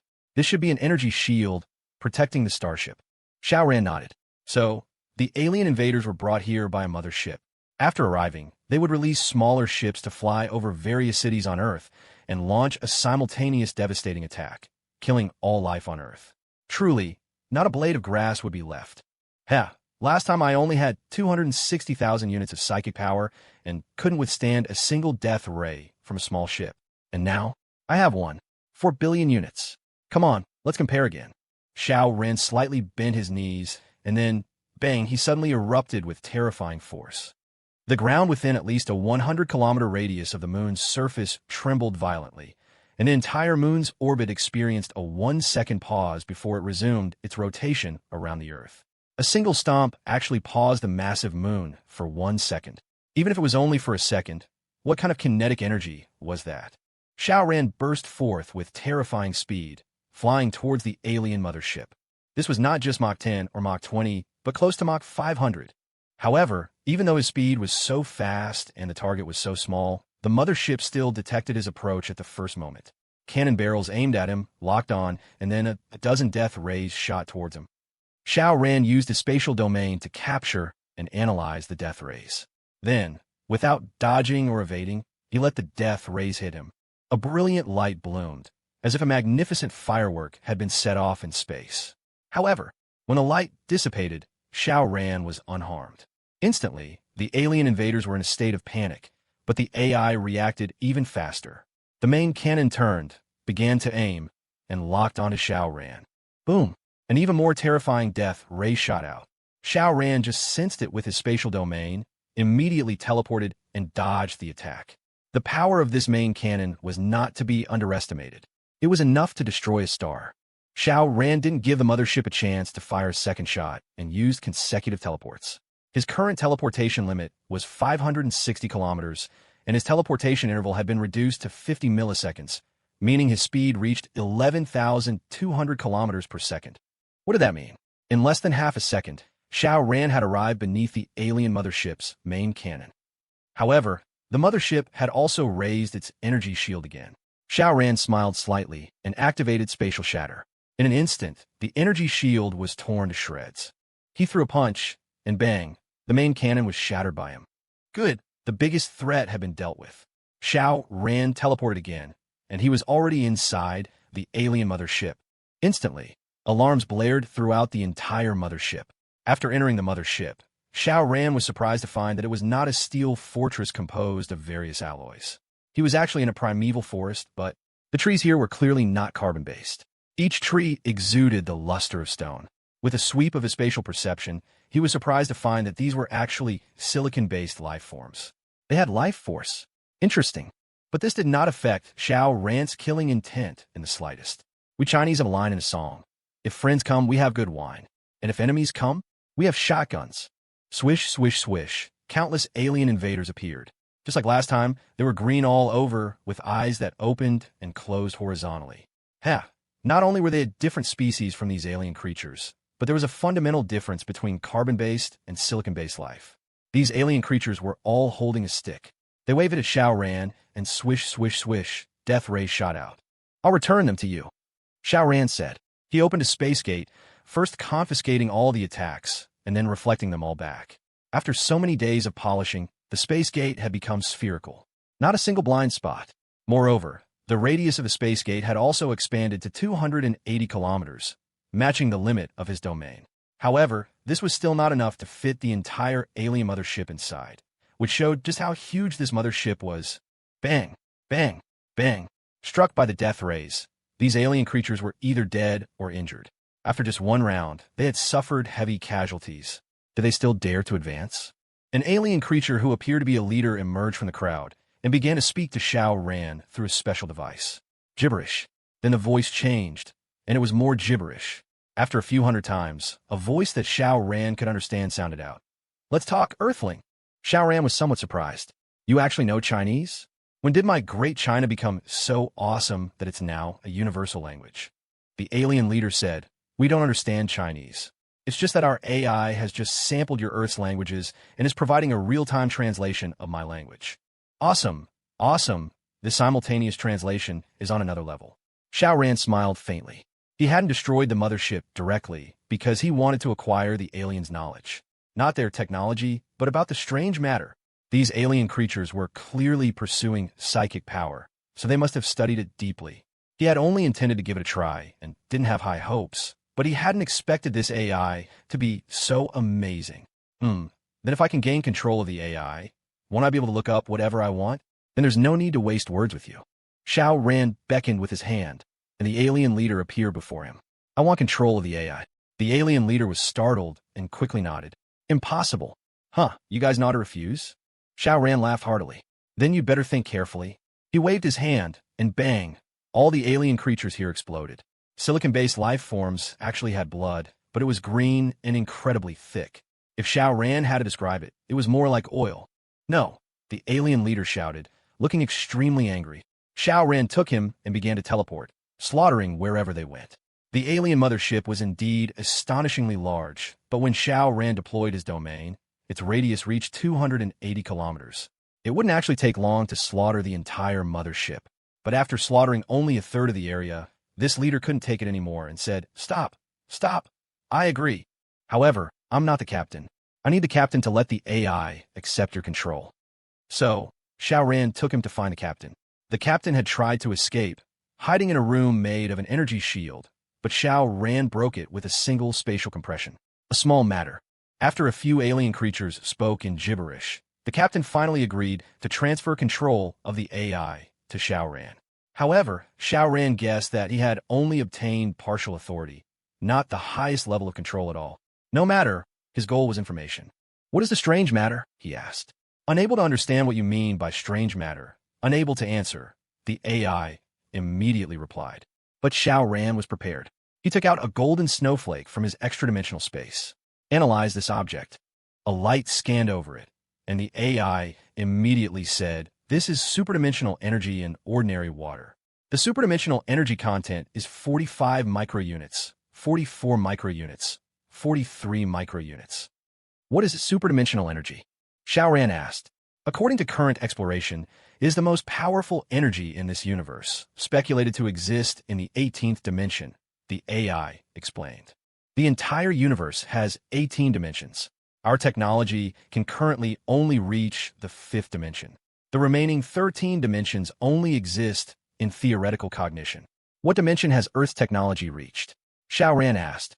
The AI immediately replied, living in the grand cosmic space, all life belongs to the 4th dimension. Even using natural stones is considered the lowest level of 4th dimensional technology. Earth's technology is roughly in the early 4th dimension. If the journey from 4th dimensional technology to 5th dimensional technology is divided into 100 steps, Earth's technology is at about step 11. Damn, that's a huge gap. But shouldn't we be in a 3-dimensional world? Oh, you have to count the time dimension, which makes it 4-dimensional. In 3 dimensions, time is static as silent space. For life to be born, it must be in at least a 4-dimensional space. You came here for this superdimensional energy? Xiao Ran asked. Yes, superdimensional energy can be used as an energy source for weapons and spaceships, and it can also be used to strengthen the body and achieve evolution, the AI said. We have been searching for superdimensional energy in the universe. Whenever dimensions collide, superdimensional energy may appear in 4-dimensional space, but its location and time are uncertain. We have placed superdimensional energy detectors at various known nodes in the universe. As soon as they detect superdimensional energy, they will send a signal back to the mother ship. It's just that we were too far away before. It took 2 starlight years to receive the signal, and another 3 starlight years to get here. And the result was being blown up by Xiao Ran. No, the first time, one could say the alien invaders won. At that time, Xiao Ran was still too weak. But this time was different. He had started over, gained powerful strength in the early stages, and then had a massive outbreak under the purple moon. What is the purple moon? He asked, then described the specific situation. This is called a superdimensional energy tide, the AI said. During a dimensional collision, a large amount of superdimensional matter may overflow. We call this a superdimensional energy tide. So that's how it is. Xiao Ran nodded. He had asked pretty much everything he needed to. Only one last question remained. Where's your home planet? The AI said. Our home planet was destroyed over a long period of time. Now this spaceship is our mothership, carrying all our people. That's good. Xiao Ran revealed a smile. Last time you wiped out all life on Earth. This time, I'll wipe you all out. Isn't that fair? He hadn't made a move yet, but he saw a large group of alien creatures busy outside, moving countless boxes. And in each box was impressively strange matter. Superdimensional energy. The AI said that superdimensional energy could be used for both evolution and as an energy source for weapons. So, this group of aliens pretended to hand over control of the AI, but in reality, they were buying time to build a powerful weapon and make me stay put as a living target? You want to kill me, and I plan to kill you. Fair. Xiao Ran stood up. Suddenly, a destructive beam of light shot over, one that could even pierce through the void space. A fifth-dimensional weapon. The speed of light was so fast that it instantly punched hole after hole in the ship's wall. Is that Earthling dead? The alien creatures rushed over, wanting to confirm if Xiao Ran was dead. But if Xiao Ran had really been killed by such a death ray, it was impossible for any trace to remain. Every part would have been directly vaporized. So how could they confirm if he was dead? Looking for me? Xiao Ran smiled. With a single teleport, he had moved over and stored the energy cannon in his extra-dimensional space. This thing was quite powerful. It was worth collecting. Just now, he had located the warehouse where the alien creatures stored their superdimensional energy and had taken it all in one fell swoop. Now, he could go on a killing spree. You've traveled a long way. You must be tired from your journey. So, I'll send you to the underworld to rest forever. Don't thank me. Xiao Ran went on a killing spree. Individually, the alien creatures were not strong, averaging around 5,000 units. The strongest was only 100,000 units, still no match for Xiao Ran. A powerhouse of 4 billion units. Wherever Xiao Ran passed, the alien creatures exploded in unison. None could stand against him for even a single round. They didn't even have the right to block him for a moment. The aliens' greatest strength was actually their technology. The mothership's main cannon even posed a considerable threat to Xiao Ran. However, that was all in the past. Xiao Ran had already taken all the meta-energy and dismantled the AI brain. The AI used meta-energy, which was a bit extravagant, but Xiao Ran had obtained a huge amount and could completely afford the AI's consumption. To take it a step further, he could even draw from his own psychic energy to power the AI. The AI said its daily consumption was about 10 units of psychic energy. How much metamatter could Xiao Ran draw each day? Currently, it was about 6,000 units per day, so a piece of cake. Then, Xiao Ran detonated the mothership, setting off a huge, brilliant firework in the starry sky. Unfortunately, there was no sound in a vacuum. It could only be seen with the eyes. The aliens were exterminated, and it was a complete extermination. They had brought their entire families. The whole population of their celestial body was on this mothership. So, wiping out this group of aliens meant annihilating them from their very roots, without a single survivor. Clean. Xiao Ran smiled and returned to Earth. Qing Phone Garden. Oh, honey, you're back. The women were having breakfast and said casually. They just thought Xiao Ran had gone off to have fun somewhere again, not expecting that he had done something huge, wiping out an entire massive alien fleet. Yeah, I took a stroll in space and wiped out the alien fleet while I was at it, Xiao Ran said with a smile. The women all laughed, thinking Xiao Ran was joking. But on second thought, Xiao Ran had always said aliens would invade, and the timing. It seemed to be these past couple of days. Could it be? Really? Xiao Ran smiled and took out a metal box. Inside was the meta-energy. Here, these are the spoils of war. You all eat first. After you're done, I'll help you evolve. This meta-energy added up to about 20 million units. It was a lot, but for Xiao Ran, it was barely enough to pick his teeth with. He just needed to draw strange matter or meta-energy every day. The women quickly finished eating, and Xiao Ran distributed the meta-energy to them. 1,000 units each. It wasn't that Xiao Ran was stingy, but he couldn't give them too much at once. Their bodies couldn't handle it. They had to be strengthened gradually. 1,000 units per person per day, then slowly increase the amount. With only 20 million units, and needing to save some for his unborn children, it really wouldn't last long. Time passed day by day, and humanity was also tenaciously recovering.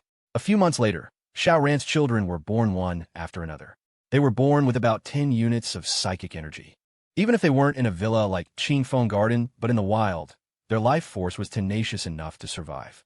Xiao Ran naturally used meta-energy to strengthen them, but stopped at 100 units. There was no hurry.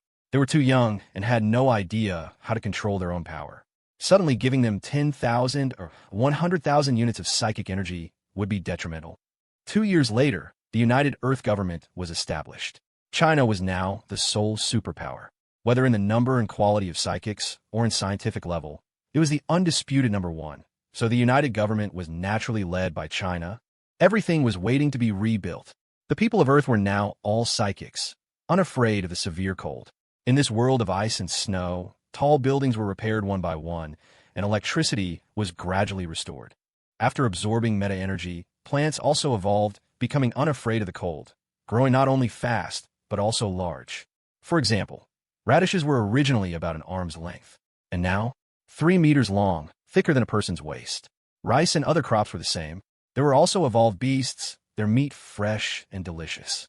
Social order was rebuilt. Golden snowflakes still fell from time to time. Humanity's path of evolution had not stopped, but was still continuing.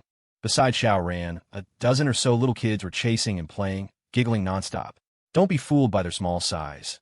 Not only were they incredibly fast, but they were also immensely strong. When playing hide-and-seek, they would just lift a sofa with one hand. Xiao Ran closed his eyes, feigning sleep. In over 2 years, he had gained another 100 million units of psychic energy, a small matter. He had already developed all his abilities to their limits. However, he still hadn't figured out how to use his time ability.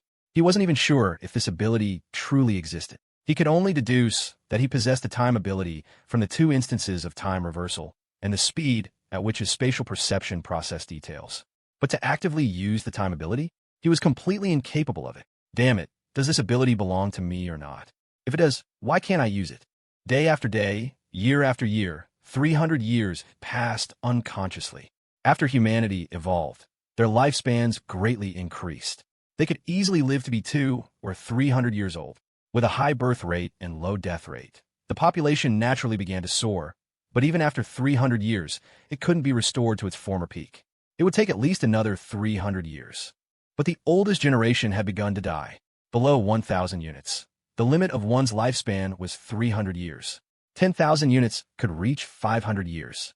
Further up, to increase one's lifespan by a single year, the required psychic energy level would be several times higher. With Xiao Ran's help, Su Qingmei and the other women all had psychic energy levels above 1 million units. Even so, their lifespans were only about 10,000 years. When their time came, they all had heads full of silver hair, but looking at Xiao Ran, he still had a full head of black hair, still in his youth. They couldn't bear it. It wasn't that they were afraid of death, but that after they died, Xiao Ran would be left all alone, which was too pitiful. But birth, aging, sickness, and death were the laws of nature. Even with their very high level of evolution, they could not escape it. In another 100 years, Xiao Ran was all alone. Su Qingmei and the others had passed away one by one, and his children had long since died. They already had descendants hundreds of generations later, occupying important positions in various fields. With Xiao Ran's secret help, it was hard for them not to succeed. But, separated by hundreds of generations, they didn't even know they had such an ancestor, let alone that this ancestor was still alive. Never mind them. Even Xiao Ran found it hard to feel any kinship towards them. He just habitually looked after them a little. Now, he was devoid of all desires. One day, he stopped drawing meta-energy. He didn't want to become any stronger. Instead, he awaited the natural end of his life. However, he was too strong. 1,000,000 years passed. Humanity had long since embarked on an interstellar journey, roaming between one galaxy and another. And finally, Xiao Ran's life came to an end. 1,000,000 years of life flashed before his eyes like a revolving lantern. Xiao Ran slowly closed his eyes. Boom! A brand new power swept through his entire body. Xiao Ran's bodily functions were actually reversing. From extreme old age to youth, it was almost instantaneous. Time ability. What the hell? Xiao Ran almost cursed out loud. I was waiting to die, and you show up now? What the hell is this? In his current physical state, he could live for another 1,000,000 years. Wouldn't that make him an unkillable old monster? Every time he died, the time ability would trigger. Then he'd become young and go through it all again? No. Why was it time reversal before, but this time it was only his body? Time ability. Xiao Ran recalled the operation of the time ability just now and flicked his finger lightly. He glanced at the AI brain. It showed the time as 3 days ago. He could reverse time. He had finally mastered this ability. Moreover, his body was still in its peak state. It hadn't reverted to how it was 3 days ago. Am I transcending time? Am I still a fourth-dimensional being? Xiao Ran gritted his teeth and pushed his time ability to its absolute limit. Take me back 1,000,000 years. He instantly vanished on the spot. Not from this space, but from this timeline. Xiao Ran opened his eyes and found himself on a street. There were many people around, all dressed in ancient clothing. The surrounding buildings were also of an ancient style. Forget cars, there wasn't even a single bicycle in sight. His sudden appearance naturally drew the shocked gazes of the people around him. Huh, are they filming a movie in Hengdian? Did I use too much force and come directly to the time before the cataclysm? Just then, he heard roaring shouts from ahead like a boiling cauldron. The blue sky is dead. The yellow sky shall arise. What the hell? Xiao Ran expanded his spatial perception, instantly enveloping this small Hengdian. However, he was greatly shocked, because this was definitely not a movie set. It was a real, live slaughter. Troops of yellow-turbaned soldiers were charging, while the government soldiers were utterly defeated and fleeing for their lives. These slogans, these clothes. Could it be? The yellow-turbaned demons have broken into the city. Run! Shouts rose all around, and the people scattered. But Xiao Ran could see clearly. With every slash of a blade and thrust of a spear, blood gushed like a spring, and heads rolled on the ground. This was a real massacre. The Yellow Turban Rebellion? What the hell? Is this the late Eastern Han Dynasty? The Three Kingdoms period? Xiao Ran's knowledge of history wasn't great, but he had a general understanding. In the late Eastern Han Dynasty, with the emergence of the Yellow Turban Rebellion, the already declining Han Dynasty became even more precarious. The rebellion led to various warlords building up their own armies. Later, He Jin brought Dong Zhuo into the capital to eliminate the eunuchs, but it was like letting a wolf into the house. Dong Zhuo stayed in the capital and refused to leave, which led to the crusade of the 18 warlords against Dong Zhuo, marking the beginning of the magnificent Three Kingdoms era. As someone who had played Three Kingdoms games, Xiao Ran had a faint impression of this period of history. What year is it now? If the Yellow Turban army hasn't been suppressed yet, it means Dong Zhuo hasn't entered the capital, and the great drama of the Three Kingdoms hasn't truly begun. Forget it. I came back to find Su Qingmei and the others. Let's go. Just as Xiao Ran was about to activate his time ability to leave this timeline, he was surprised to find that he might have jumped too far in time, causing his time ability to enter a cooldown period, rendering it unusable. It was indeed recovering, but it was incredibly slow. Fortunately, his spatial ability was completely unaffected. Even if he couldn't use his spatial psychic ability, his physical body alone was invincible. Invincible even in a technological era. Even fifth-dimensional weapons couldn't harm him at all. Looking at the recovery speed, he wouldn't be able to use his time ability again for at least 3 to 5 years. In other words, he was stuck here for at least 3 years. At least. Never mind 3 years. Even 300 years is a small matter to me, Xiao Ran thought. He had lived for a whole 1,000,000 years. So what was 300 years? Just a blink of an eye, and it would be over. Since I'm here, I'll make the best of it. Anyway, I'm invincible. What's there to be afraid of? Xiao Ran muttered. The only thing I'm afraid of is, if I kill Cao Cao here, will it seriously change the future?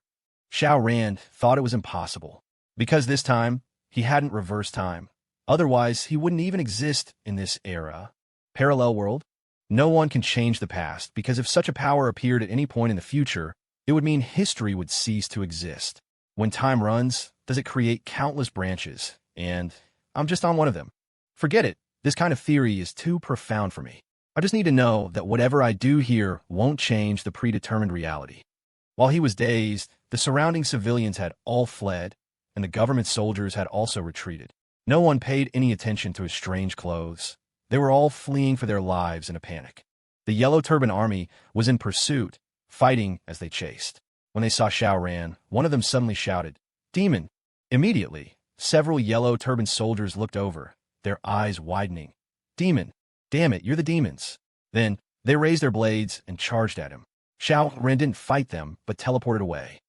When Xiao Ran appeared in the next city, he had already changed into ancient clothes. Yes, he stole them from a wealthy household. He now looked quite a bit like a successful, wealthy merchant. Xiao Ran sat in a tavern, listening to the patrons discuss the battles between the Yellow Turban Army and the Imperial Court, and finally heard the current year mentioned. The 5th year of Zhongping. Damn it. What year AD is the 5th year of Zhongping? Xiao Ran secretly looked it up in a book. He had all kinds of books in his dimensional space, including his million-year collection from later on, the sheer volume and strangeness of which were beyond anyone's imagination. The 5th year of Zhongping was 188 AD. He read on. In another year, the current emperor would die, and at the same time, Dongzhuo would enter the capital, causing chaos in the imperial city and treating the entire palace as his private harem. Only then did the 18 warlords launch their crusade. In the end, it was Wang Yun who sent the peerless beauty Jiao Chan, using a honey trap, to bring about the old scoundrel Dong's violent death. If not for that, the situation of the Three Kingdoms tripartite confrontation might not have occurred. Jiao Chan? Not some random Jiao Chan, but the real, great beauty Jiao Chan. Xiao Ran's long calm heart suddenly stirred. Damn it, I really am a pervert. The man who had originally just wanted to wait for death was now feeling excited again. All right, in this world, only beauty cannot be let down. I'll go kill Dongzhuo right now and take his place. After being summoned to the capital, Dongzhuo was debauched for a full 3 years. Hey, in 3 years, I should be able to activate my time ability. So I'll just play for 3 years, then pretend to be killed by Lu Bu and run away with Jiao Chan. Wouldn't that not affect the timeline? Even if it's a game, you still have to respect historical facts. Speaking of which, can I bring people with me across timelines? I can give it a try. If I can, then I can collect all the beauties from history. Collecting the goddesses of one era is nothing. I'm going to collect all the beauties from all of history. Xiao Ran got excited and immediately began searching for Dongzhuo.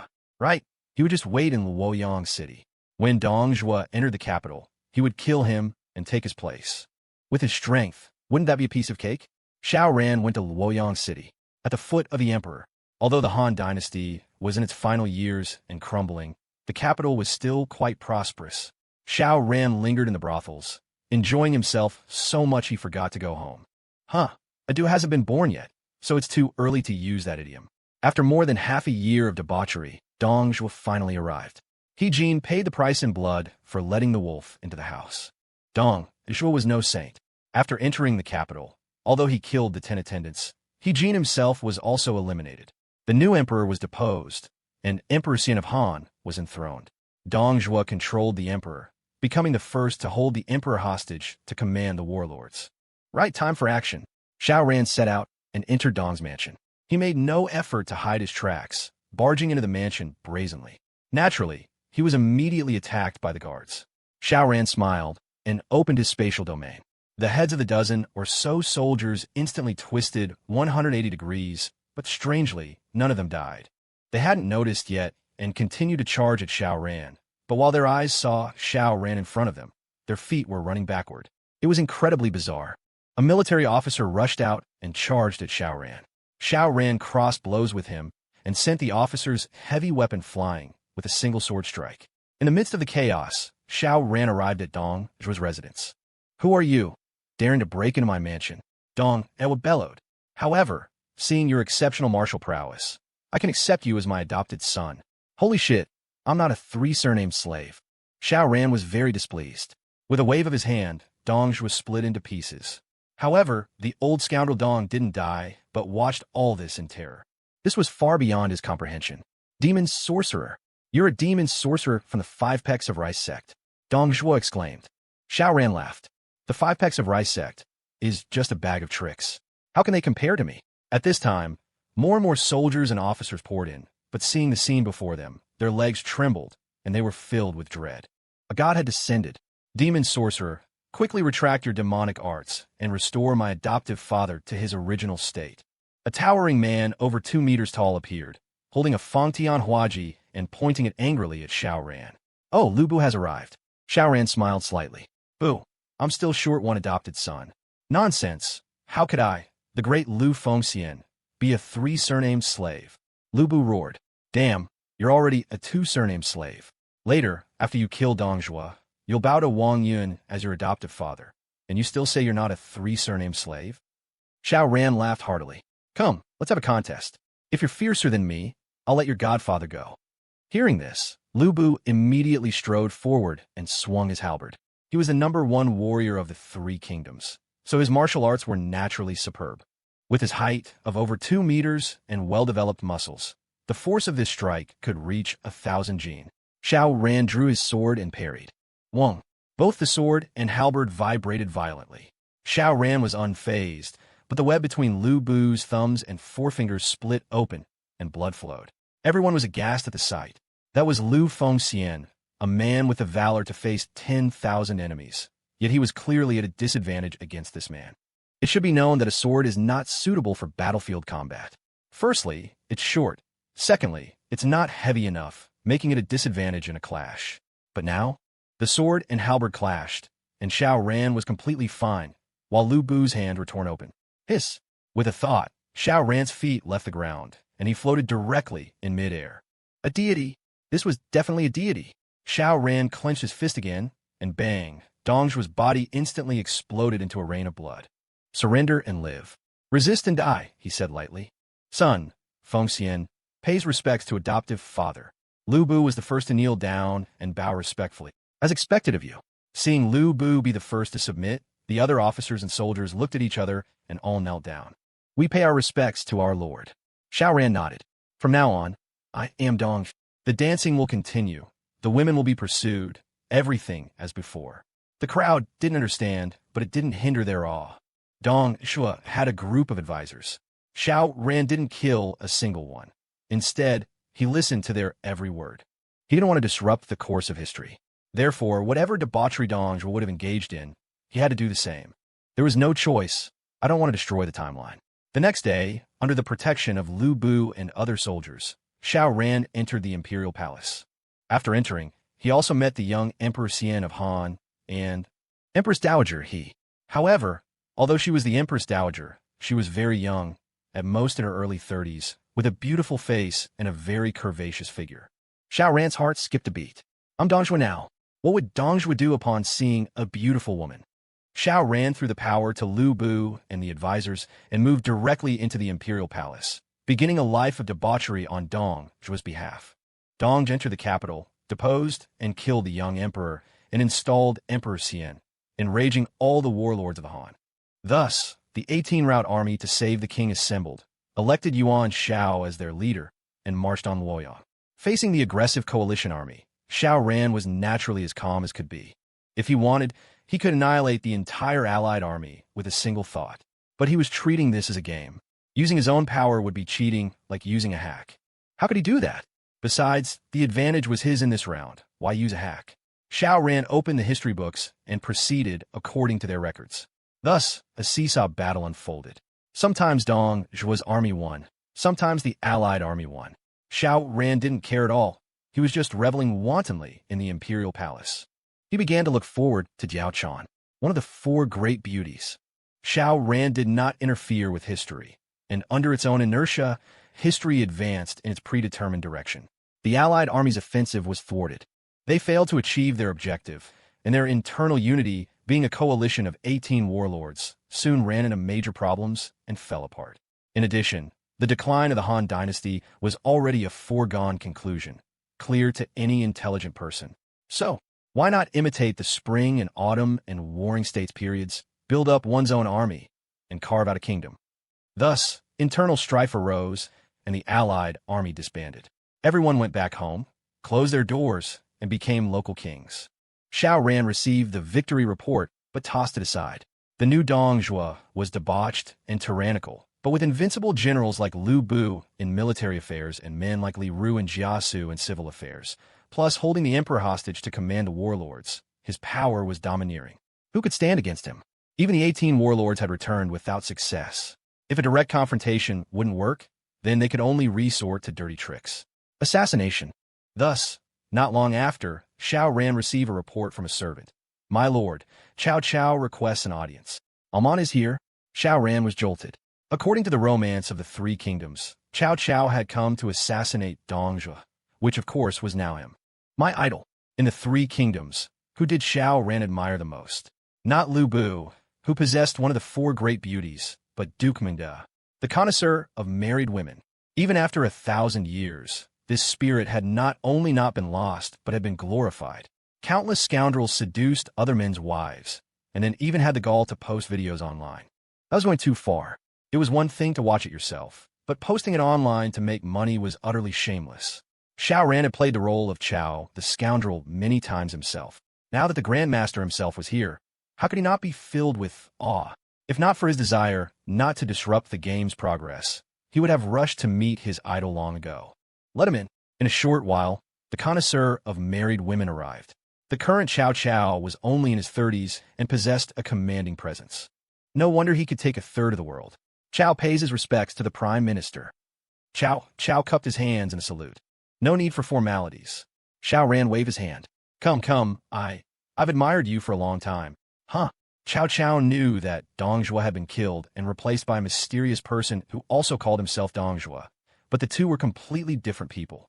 Yet the new Dongjue was just as debauched and tyrannical.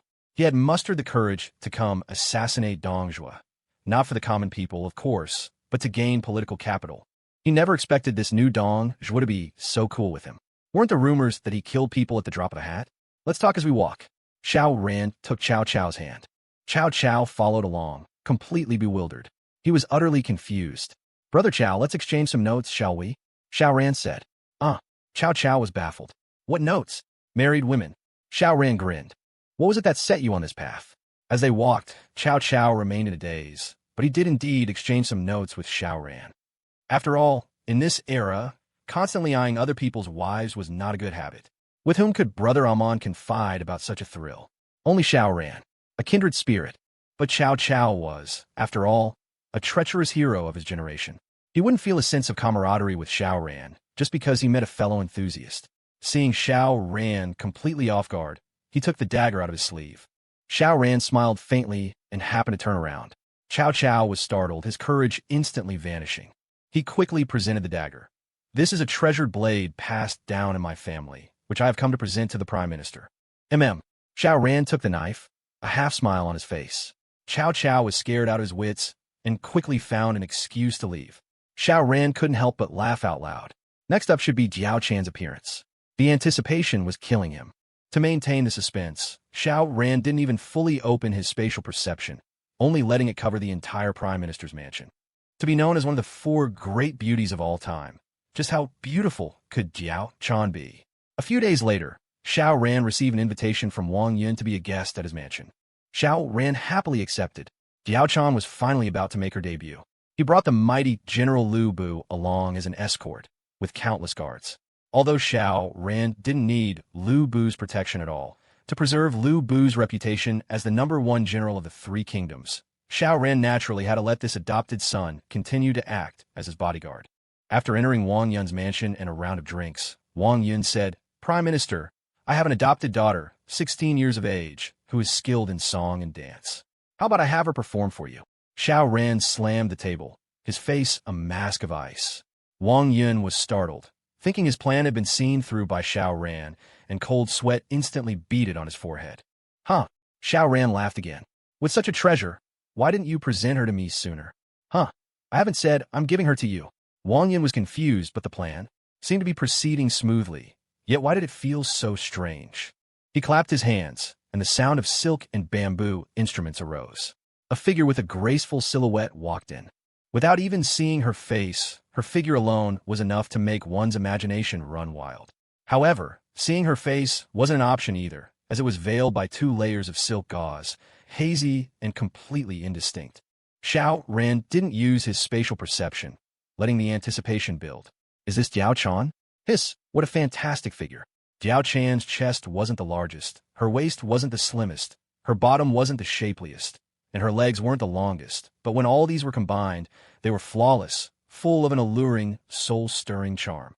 With just one glance, Xiao Ran's heart was already fluttering, and he could barely contain himself. Holy crap, old scoundrel Wang Yun wouldn't have taken a bite himself, would he? If Jiao Chan wasn't a virgin, Xiao Ran would feel as disgusted as if he'd swallowed a fly. Jiao Chan danced gracefully to the music, but who the hell cared what she was dancing to? Everyone was just admiring her bewitching figure. If even a veteran like Xiao Ran was so affected, let alone the others. Lu Bu stared transfixed, the veins on his neck bulging. Only Wang Yun's eyes were clear. His face was not lustful. On the contrary, it held an indescribable resentment. After a moment of surprise, Xiao Ran understood with a sweep of his spatial perception. He was impotent. No wonder Wang Yun was willing to use Jiao Chan in a honey trap and a scheme to sow discord. A normal man would rather give up everything to keep this peerless beauty. Now, despite possessing such an unparalleled treasure, he couldn't truly have her. Who could understand Wang Yun's suffering? Xiao Ran was relieved. It seemed Jiao Chan was likely still a virgin. When the music ended, Jiao Chan bowed gracefully. "Greetings, Your Excellency, the Prime Minister." Jiao Chan bowed gracefully. She wore a light gauze dress, and as she bowed, the fabric tightened slightly, perfectly outlining her peach-like buttocks, filling one with endless longing. Even Xiao Ran couldn't help but gulp. Was this the charm of one of the four great beauties? No. It was because he had added his own fantasies, which made her charm multiply, making his heart pound so much even without seeing her face. "Take off your veil and let me see," Xiao Ran said, looking like a ravenous wolf.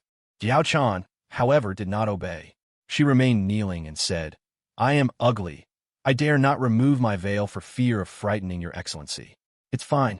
I have fought on many battlefields and seen demons. Am I to be afraid of your ugliness?" Xiao Ran laughed heartily, then his face darkened. "Take it off now." He vividly demonstrated what it meant to be capricious. Jiao Chan dared not keep him in suspense any longer. She placed her slender hands on the veil and gently removed it. In that instant, the room fell silent. As beautiful as a celestial fairy. Even though Xiao Ran had seen many beauties, at this moment his heart trembled and his mind went blank. How could such a beautiful woman exist in this world? The likes of Xia Chuqiu and Mayano Haruna, whom Xiao Ran had rated as nearly perfect in both looks and figure, with not a single flaw to be found, were clearly inferior by 3 points when compared to Jiao Chan. Not just 1 point. If it were otherwise, could Xiao Ran, with his discerning taste, have experienced a momentary blankness in his mind? Xiao Ran couldn't find any words to describe the beauty before him. Why were there only 4 great beauties in history, not 3, 5, or 6? The beauty before him was a vivid example. Xiao Ran glanced at Lu Bu beside him. His hand gripping the Fangtian Huaji was moving even faster. He smiled faintly, walked over, and scooped Jiao Chan up in his arms. "Father," Jiao Chan exclaimed, her nervousness not an act. Xiao Ran grinned. "Wang Yun, you don't mind if I borrow a room, do you?" The muscles on Wang Yun's face twitched. He couldn't believe his eyes. He had heard that this new Dong Zhuo was debauched and tyrannical, but seeing is believing. Today he learned just how audacious this man was. In front of the host, he directly carried off the host's daughter and brazenly said he wanted to borrow a room. To do what? Could it be for anything good? However, he glanced at Lu Bu. The expression on this number 1 general was already contorted, his fingers gripping his weapon turning white. Although it was a bit different from his plan, the direction was strangely correct. He wanted to sow discord between Xiao Ran and Lu Bu, this pair of adoptive father and son, and even make Lu Bu turn against him. Otherwise, with such a mighty general protecting Xiao Ran, who could assassinate this old young scoundrel? Feng Xian, Wang Yun's face was full of pity and regret.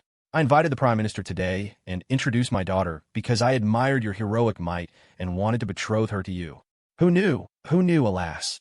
He sighed deeply, as if in great sorrow. Lu Bu's mouth was half open. He was about to give chase, but he stopped after just 2 steps. Xiao Ran was the Prime Minister. To rebel against a superior. He would die. He was a mighty general, yes, but without red hair. How many could he kill? 100? 1,000? A few hundred at most, and then he would die of exhaustion. He certainly loved beautiful women, but he cherished his life even more. To take a step back, Xiao Ran was a demon sorcerer from the 5 Pecks of Rice sect. Those incredible methods were too terrifying, unless he could succeed in a surprise attack while Xiao Ran was off guard otherwise. How miserably his previous adoptive father had died was still fresh in his mind. I must not be impulsive. I must not be impulsive. Wang Yun, of course, would not allow Dong Zhuo to die in his mansion. Otherwise, when Dong Zhuo's soldiers came to attack, what would he use to stop them? He was risking his life to kill Xiao Ran, not for the common people, but to take his place. Very good. The seeds of hatred between Dong Zhuo and Lu Bu had been sown. He just needed to stir the pot a little more, and with a peerless beauty like Diao Chan fanning the flames, it would be impossible for this fake father-son pair not to fall out. Feng Xian, at this point, just pretend that today's events never happened. Wang Yun continued, seemingly consoling but actually stoking the fire. My poor daughter, a celestial beauty, a rare sight in a century. She should have been betrothed to a hero like you. But she'd alas. He let out a long sigh, full of grief. Lu Bu gripped his Fangtian Huaji tightly, his eyes filled with killing intent, which he forcefully suppressed. Even if he were to act, he couldn't be so reckless. He had a plan for the long term. He wanted to win the beauty and also keep his current position or even rise higher. Seeing Lu Bu's murderous look, Wang Yun couldn't help but smile. The next morning, Diao Chan woke up. As soon as she opened her eyes, she saw an unfamiliar face right in front of her. She was startled at first, then she realized. This was the man who had taken her virginity just last night. The great villain who was harming the Han dynasty. Wang Yun wanted to kill Dong Zhuo because he wanted to take his place, but Diao Chan had agreed to cooperate because she understood the greater good and was willing to sacrifice herself for the common people. But after a night of passion, she felt a little shaken. Then, she immediately firmed her resolve. This great traitor must die. Huh? She felt a strange change inside her body. Naturally, she waved her hand, and swish, swish, swish, a series of ice spikes shot out. Ah, she cried out. Demonic arts. This was demonic arts. But how did she suddenly possess demonic arts? Congratulations, you've become a psychic. Xiao Ran opened his eyes, a smile on his face. To make Diao Chan more durable in battle, he had specially helped her evolve. With Xiao Ran's current terrifying strength, he could completely skip the fever process and make her a psychic in one step. Just like the effect of the purple moon. Did you give me these demonic arts? Diao Chan asked with a trembling voice. If you insist on calling them demonic arts, that's fine too, Xiao Ran said with a smile. Come, I'll help you get familiar with them.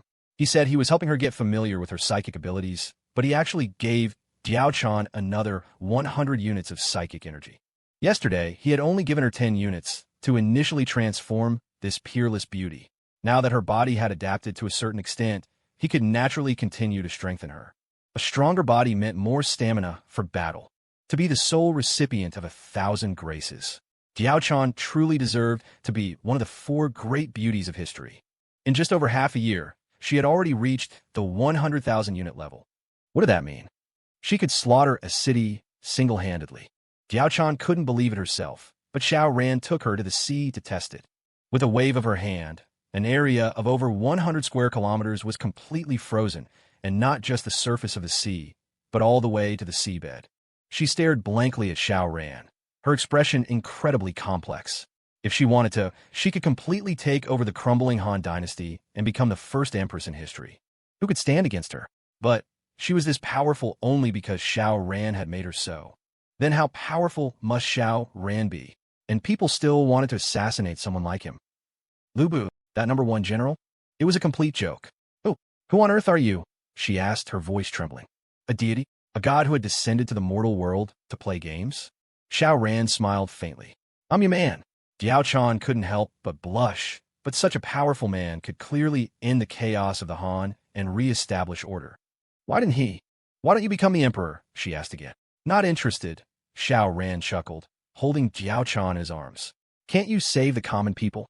Diao Chan asked with a trembling voice, her pretty face as red as fire. You'll understand in the future.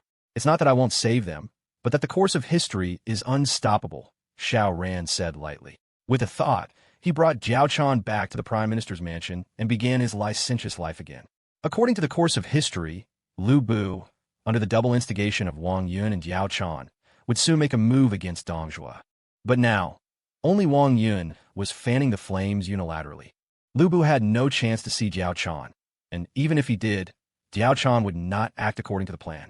Because rather than relying on Lu Bu, she might as well do it herself. But would Diao Chan act?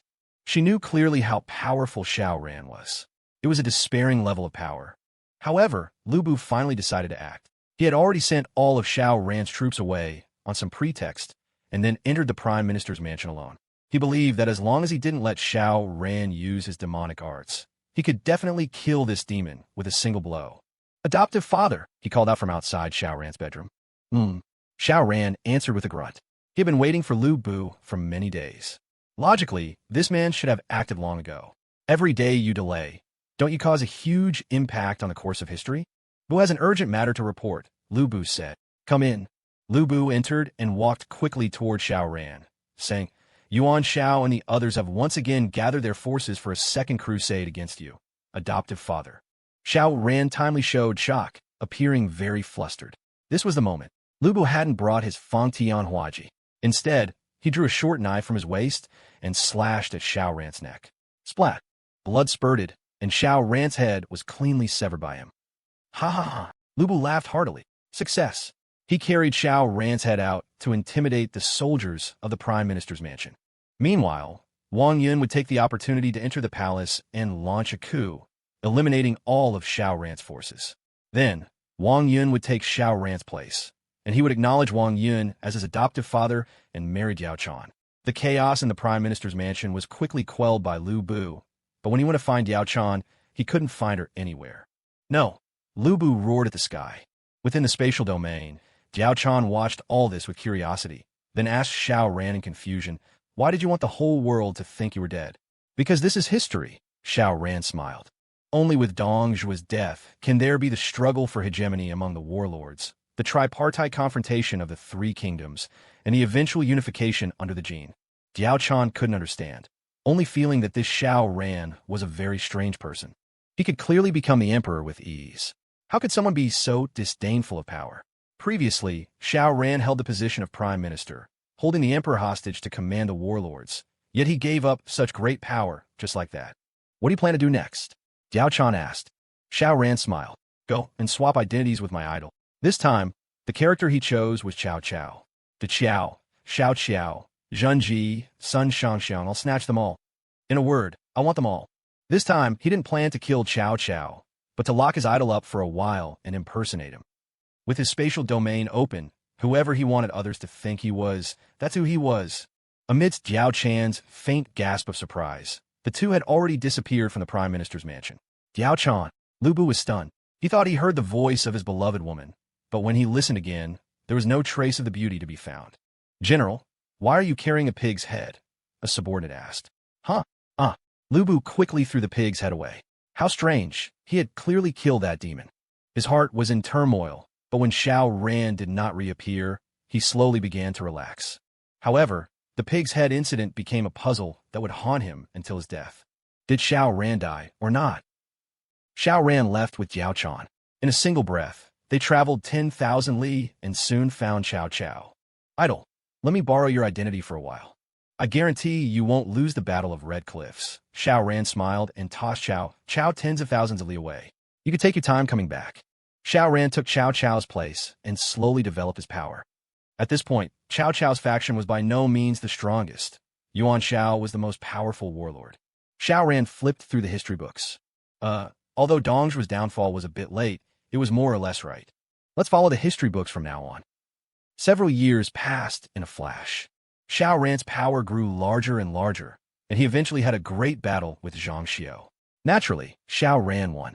According to history, after this connoisseur of married women entered the city, he happily accepted Zhang Xiao's aunt.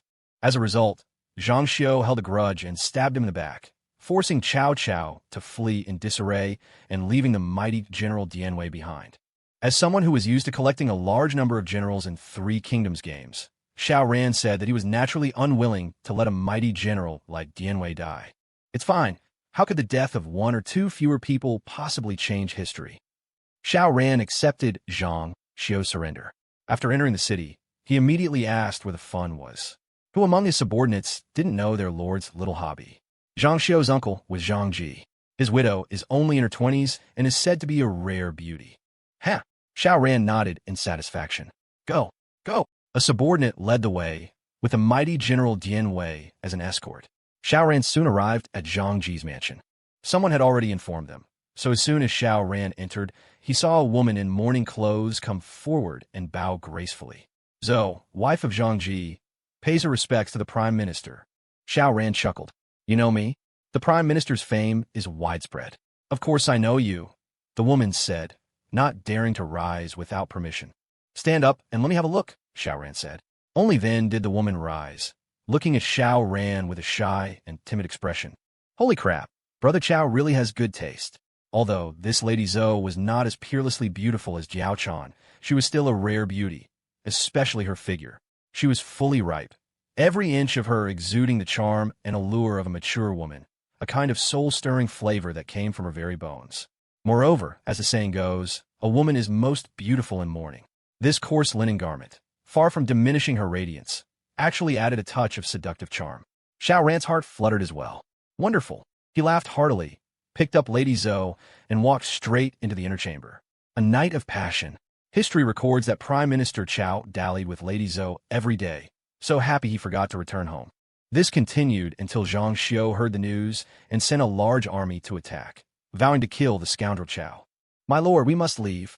That brute Zhang Xiu has gone back on his word and betrayed you, your excellency. Dian Wei shouted. Lady Zhou turned pale with fright and quickly said, Your excellency, you must take me with you. If she fell into Zhang Xiu's hands for having an affair with another man during her mourning period, she would be drowned in a pig cage. Dian Wei quickly said, My lord, I can only protect you. I can't bring this burden along. It's fine, Xiao Ran smiled. You just need to look after yourself. I am not afraid. Dian Wei was helpless and had to clear a path. They soon encountered Zhang Xiu's army and were immediately surrounded and attacked. Dian Wei was incredibly brave. Even without a horse, he had the valor to face 10,000 enemies. However, human strength has its limits. He soon became breathless and his strength waned. But Xiao Ran was still relaxed, one arm around Lady Zhou's slender waist, the other brandishing the seven-star sword, invincible. After fighting for a while longer, Dian Wei was completely spent and needed Xiao Ran's protection just to keep up. Xiao Ran, with one man and one sword, managed to carve a bloody path through the midst of the 10,000-man army and reached the city gate. However, the city gate had long been closed. Now, they were like turtles in a jar. My lord, Dian Wei gritted his teeth. I will open the city gate.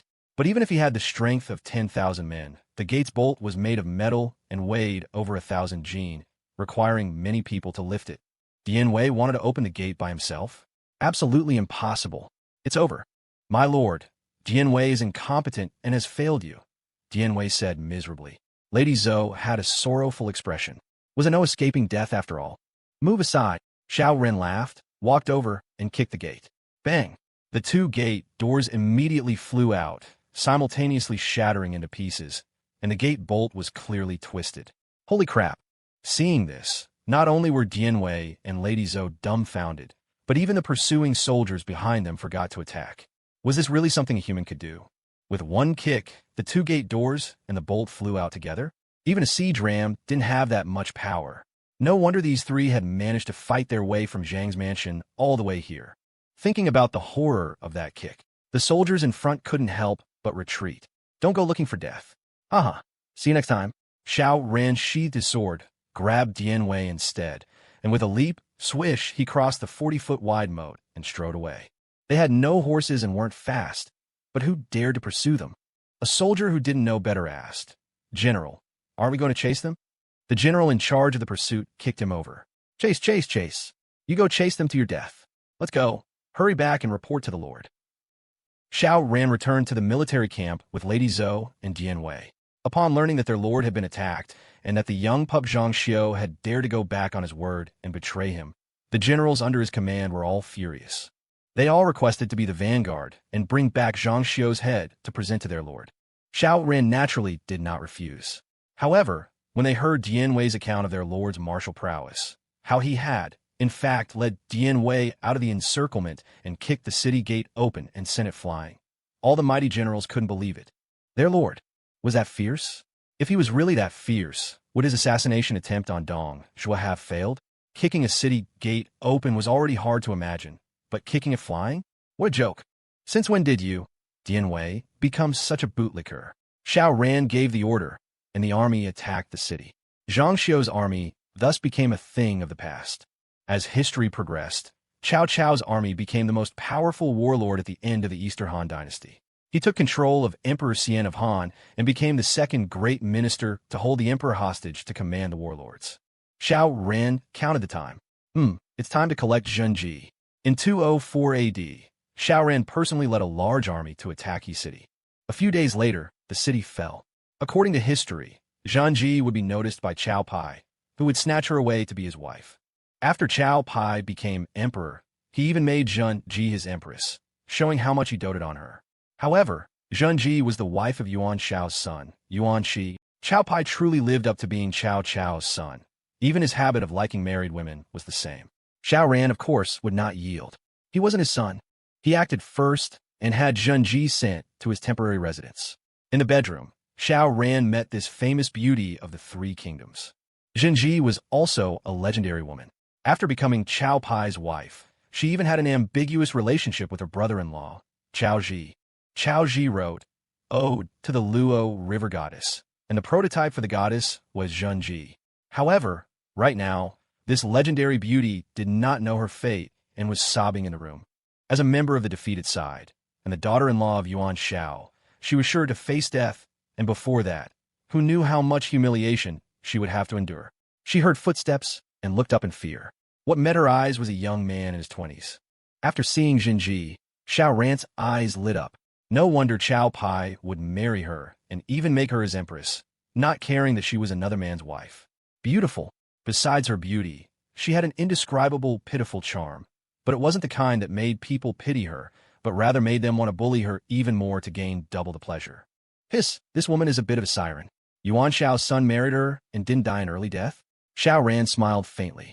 How could other men possibly handle such a natural-born temptress? It had to be him. Do you know who I am? He asked. And no, Zhenji said with a trembling voice, then knelt down. Please don't hurt me. Xiao Ran smiled faintly. Don't worry. I will only cherish you, not harm you.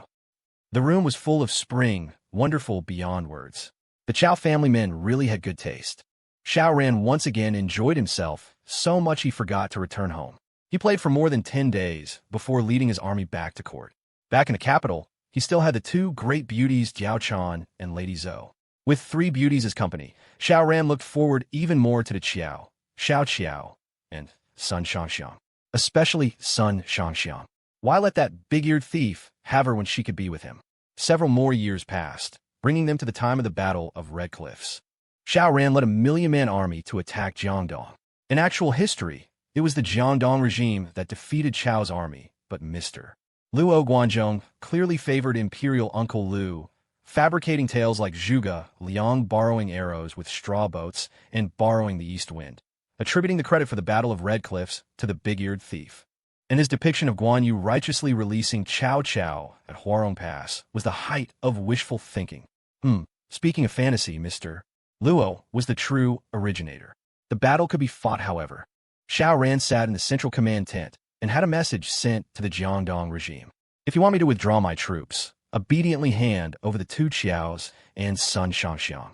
Otherwise, I will level Jiangdong. Unsurprisingly, Sun Quan refused. Not only did he refuse, but to express his counterattack against the scoundrel Qiao's humiliation, he also had the messenger's ears cut off.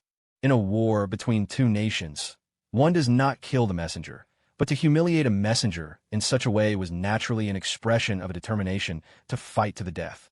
Then let's fight. In terms of military strength, the Qiao Wei side naturally had the upper hand, with a cloud of mighty generals. But the natural barrier of the Yangtze River became the Jiangdong regime's best defense. Not to mention that the Qiao Wei army was mostly composed of northerners, primarily infantry. Even if they had a navy, it was no match for Sun Quan's elite forces. Besides, if you cross the river, they'll attack with fire arrows. A ship in the middle of the river is just a sitting duck, only fit to be burned. Therefore, Cao Cao's defeat at the Battle of Red Cliffs was not unjust. But with Xiao Ran's involvement, it was a different story. Whichever side he wanted to win would win. He opened his spatial domain, directly changed the wind direction, and strengthened the wind's force. This way, even if the Jiangdong side attacked with fire arrows, under the blowing of the strong wind, their range was reduced to a mere 10 meters. At that distance, so what if the ships caught fire? They could still complete the landing. Thus, the The million-man army successfully crossed the Yangtze River. Without the natural barrier to stop them, Sun Quan's army was utterly defeated and had to sue for peace. Xiao Ran's condition was very simple. As long as Sun Quan handed over to Xiao Xiao, and Sun Shangxiang, he would immediately withdraw his troops. What could Sun Quan do? He had no choice but to offer up the two Qiaos and his sister with both hands. A few days later, the three beauties were sent into the military camp. Greetings, Prime Minister. The three women were all wrapped in thick headscarves, revealing only their eyes. Although Sun Quan had sent the three women, could he let the soldiers and civilians see and know about it? This was a great humiliation. Once the news spread, the Eastern Wu regime would be completely finished. Take off your headscarves and let me see, Xiao Ran said, full of the anticipation of opening a prize. The three women then untied their headscarves, revealing three stunningly beautiful faces. Two of the faces looked very similar, but each had its own unique characteristics. One was mature and charming, the other slightly more naive but with a touch of winsomeness. The third was even younger, with a hint of heroic spirit. Obviously, the ones who looked similar were the two Qiaos, and the beauty with the heroic spirit was Sun Shangxiang. Not bad, not bad. Xiao Ran was very satisfied, especially since he had gotten Sun Shangxiang and not let the big-eared thief have her. Prime Minister, you are a world-renowned hero. You would not force three weak women like us, would you? The Xiao said, immediately putting a high hat on Xiao Ran and trying to corner him with her words. As long as Xiao Ran accepted this praise, would he still have the nerve to force the three women? Xiao Ran laughed. To think that three weak women wanted to contend with the old scoundrel Qiao? Although I'm not Qiao, even he isn't worthy of polishing my shoes. Hee, I guarantee Qiao won't touch a hair on your heads, he said. Huh? The Qiao and the other two were surprised, not expecting that a single sentence had checkmated Xiao Ran. But before they could celebrate, they heard Xiao Ran murmur, but I'm Xiao Ran. What does it have to do with me whether Qiao touches you or not? He revealed his true face to the three women. What? The three women were greatly shocked. This was Qiao. Absolutely impossible. Not to mention they had never seen Qiao before and didn't know what he looked like, just his age didn't match. How young was this man? 25 or 26 at most. My God, Qiao had been replaced long ago, but his mighty generals and advisors, not a single one had noticed. A demon from the 5 pecks of rice sect, Xiao exclaimed, thinking she had discovered the truth. Although the Yellow Turban Rebellion had been suppressed, it hadn't been that long ago. This event had kicked off the struggle for hegemony in the Three Kingdoms, so it was naturally deeply imprinted in everyone's hearts. Xiao Ran smiled faintly. Wrong, I'm not some demon, just a psychic. Forget it. Let's not talk about this now. The spring night is short. Let's get started. The three women were terrified and fled in all directions. Xiao Ran chuckled. Within his domain, where could you run? You want to play? Then I'll play a little game with you. The three women panicked and quickly got separated. Of course, this was also Xiao Ran's doing. Xiao Ran quietly appeared beside Xiao, his head poking directly out of the wall. Xiao, I'm over here. Xiao glanced over and fainted from fright. It's fine, let the Qiao and Sun Shangxiang hide a little longer. With a thought, he brought Xiao back to the bedroom. Wake up. He patted Xiao. But Xiao was so scared she couldn't be woken up. Helpless, Xiao Ran had to use the legendary heart resuscitation technique. 1 press, 2 presses, 3 presses. The Qiao fled and actually managed to escape the military camp. Strangely, the entire camp seemed to have turned into a ghost town, with not a single person in sight. She was scared, of course, but if she could escape the camp, Eastern Wu would have a chance to turn the tables. By spreading the news that Qiao had been replaced by a demon from the 5 pecks of rice sect, there was no way the Qiao Wei regime wouldn't collapse. So, she had to escape. But as she ran, she suddenly stopped, a look of horror on her face.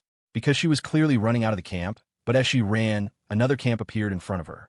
It was clearly the one she had just escaped from. After running for so long, she had been running in circles?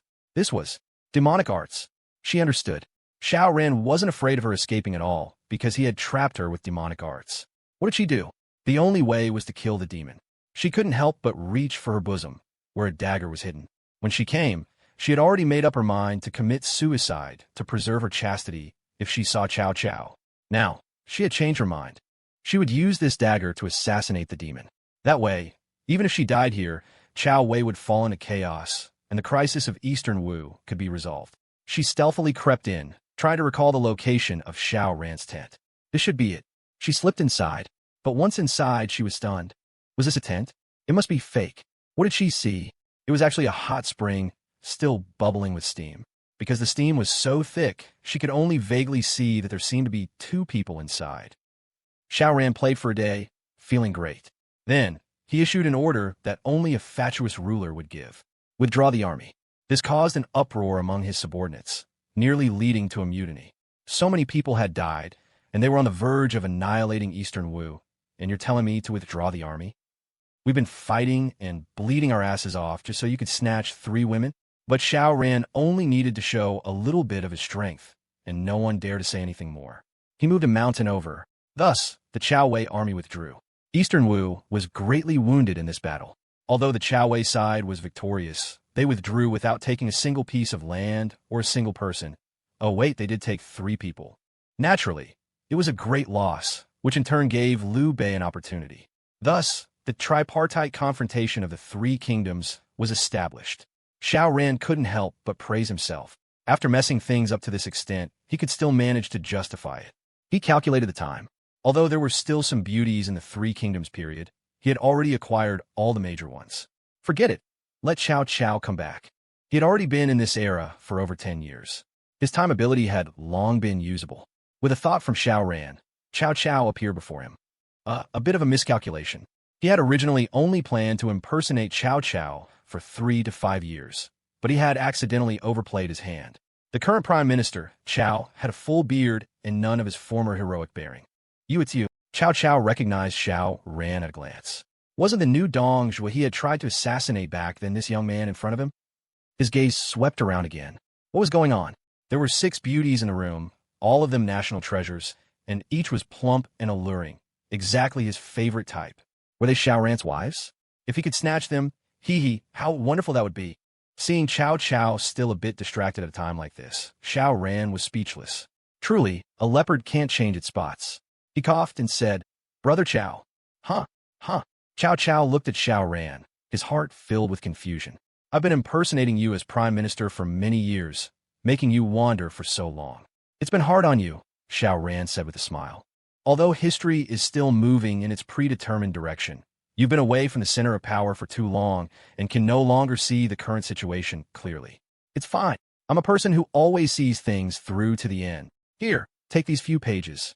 They detail the course of history. From now on, it will be like an open book test for you. Although you didn't become emperor, your son did, so your wish can be considered fulfilled. But I can't show you more of history, lest you kill someone and affect the course of history. Let me tidy you up a bit. You look like a beggar right now.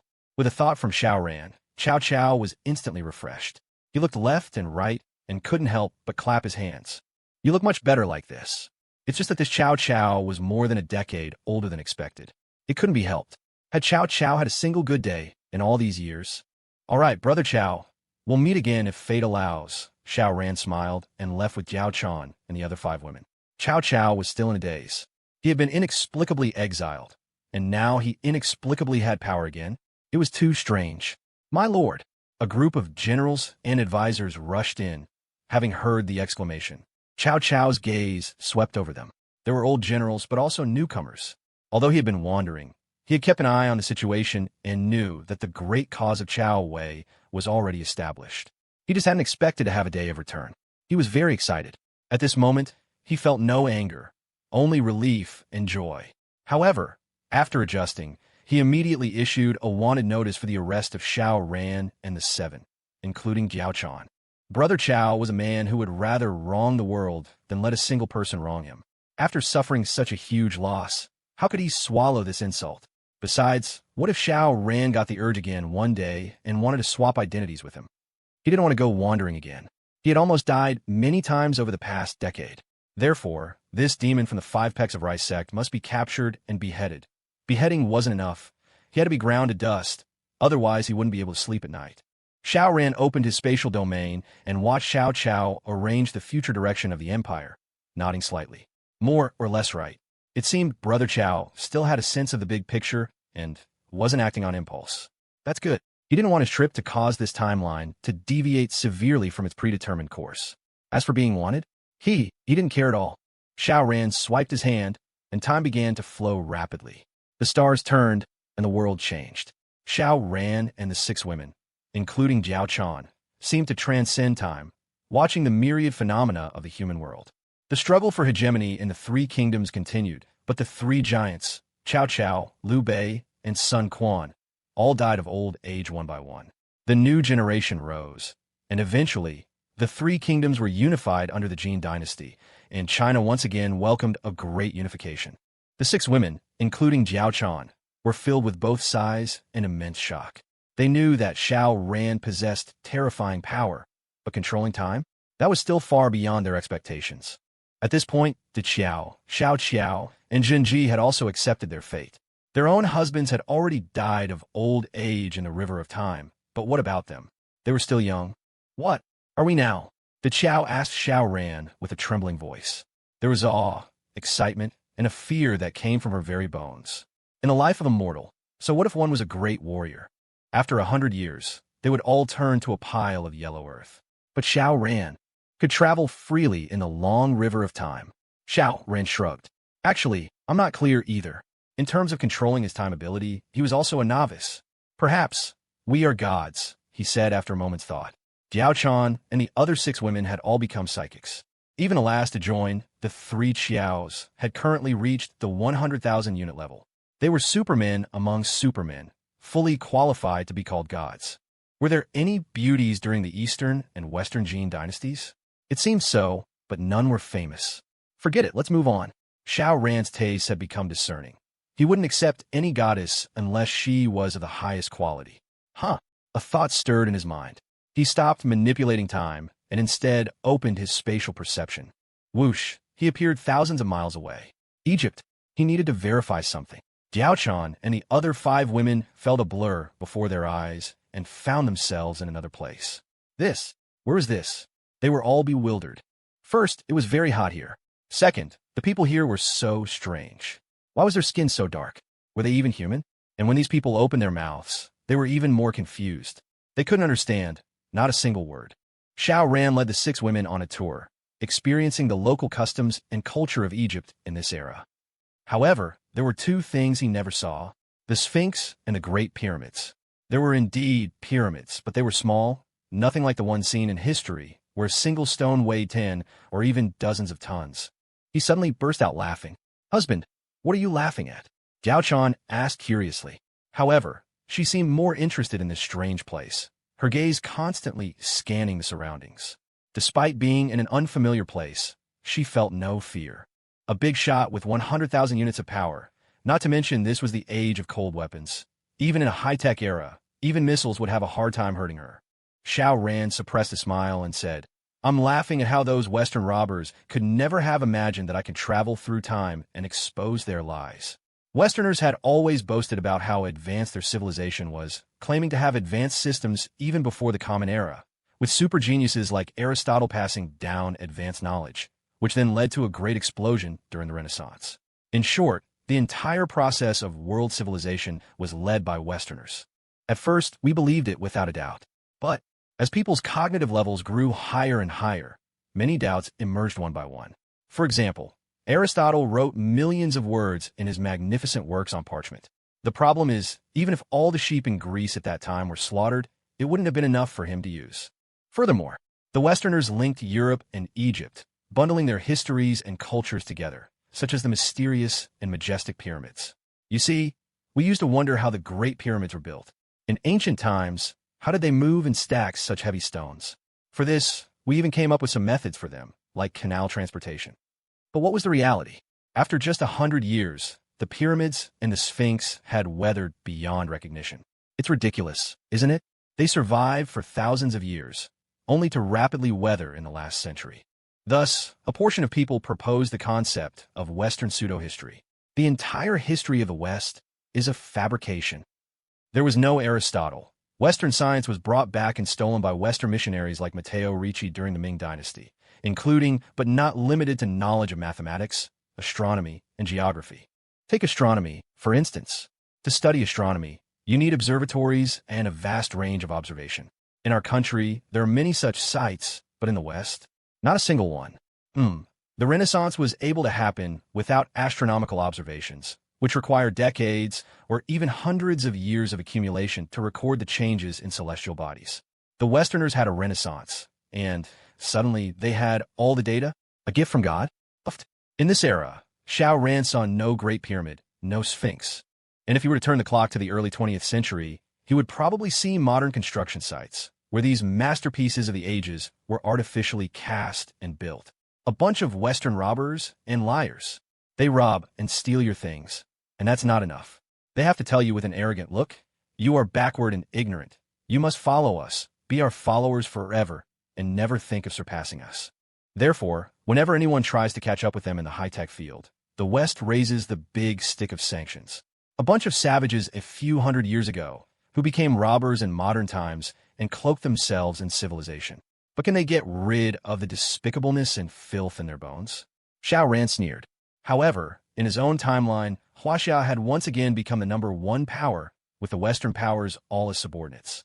Even a million years later, those active in the upper echelon still had yellow skin and black eyes. White-skinned robbers. They would never be given a chance to make a comeback. Xiao Ran crossed space again, arriving in Greece to search for the so-called ancient city of Pompeii.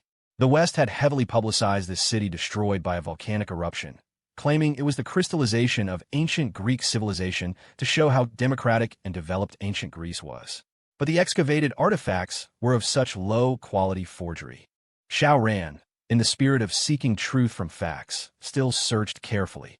There wasn't a damn city buried by volcanic ash. He went to look at other places in Europe and shook his head incessantly.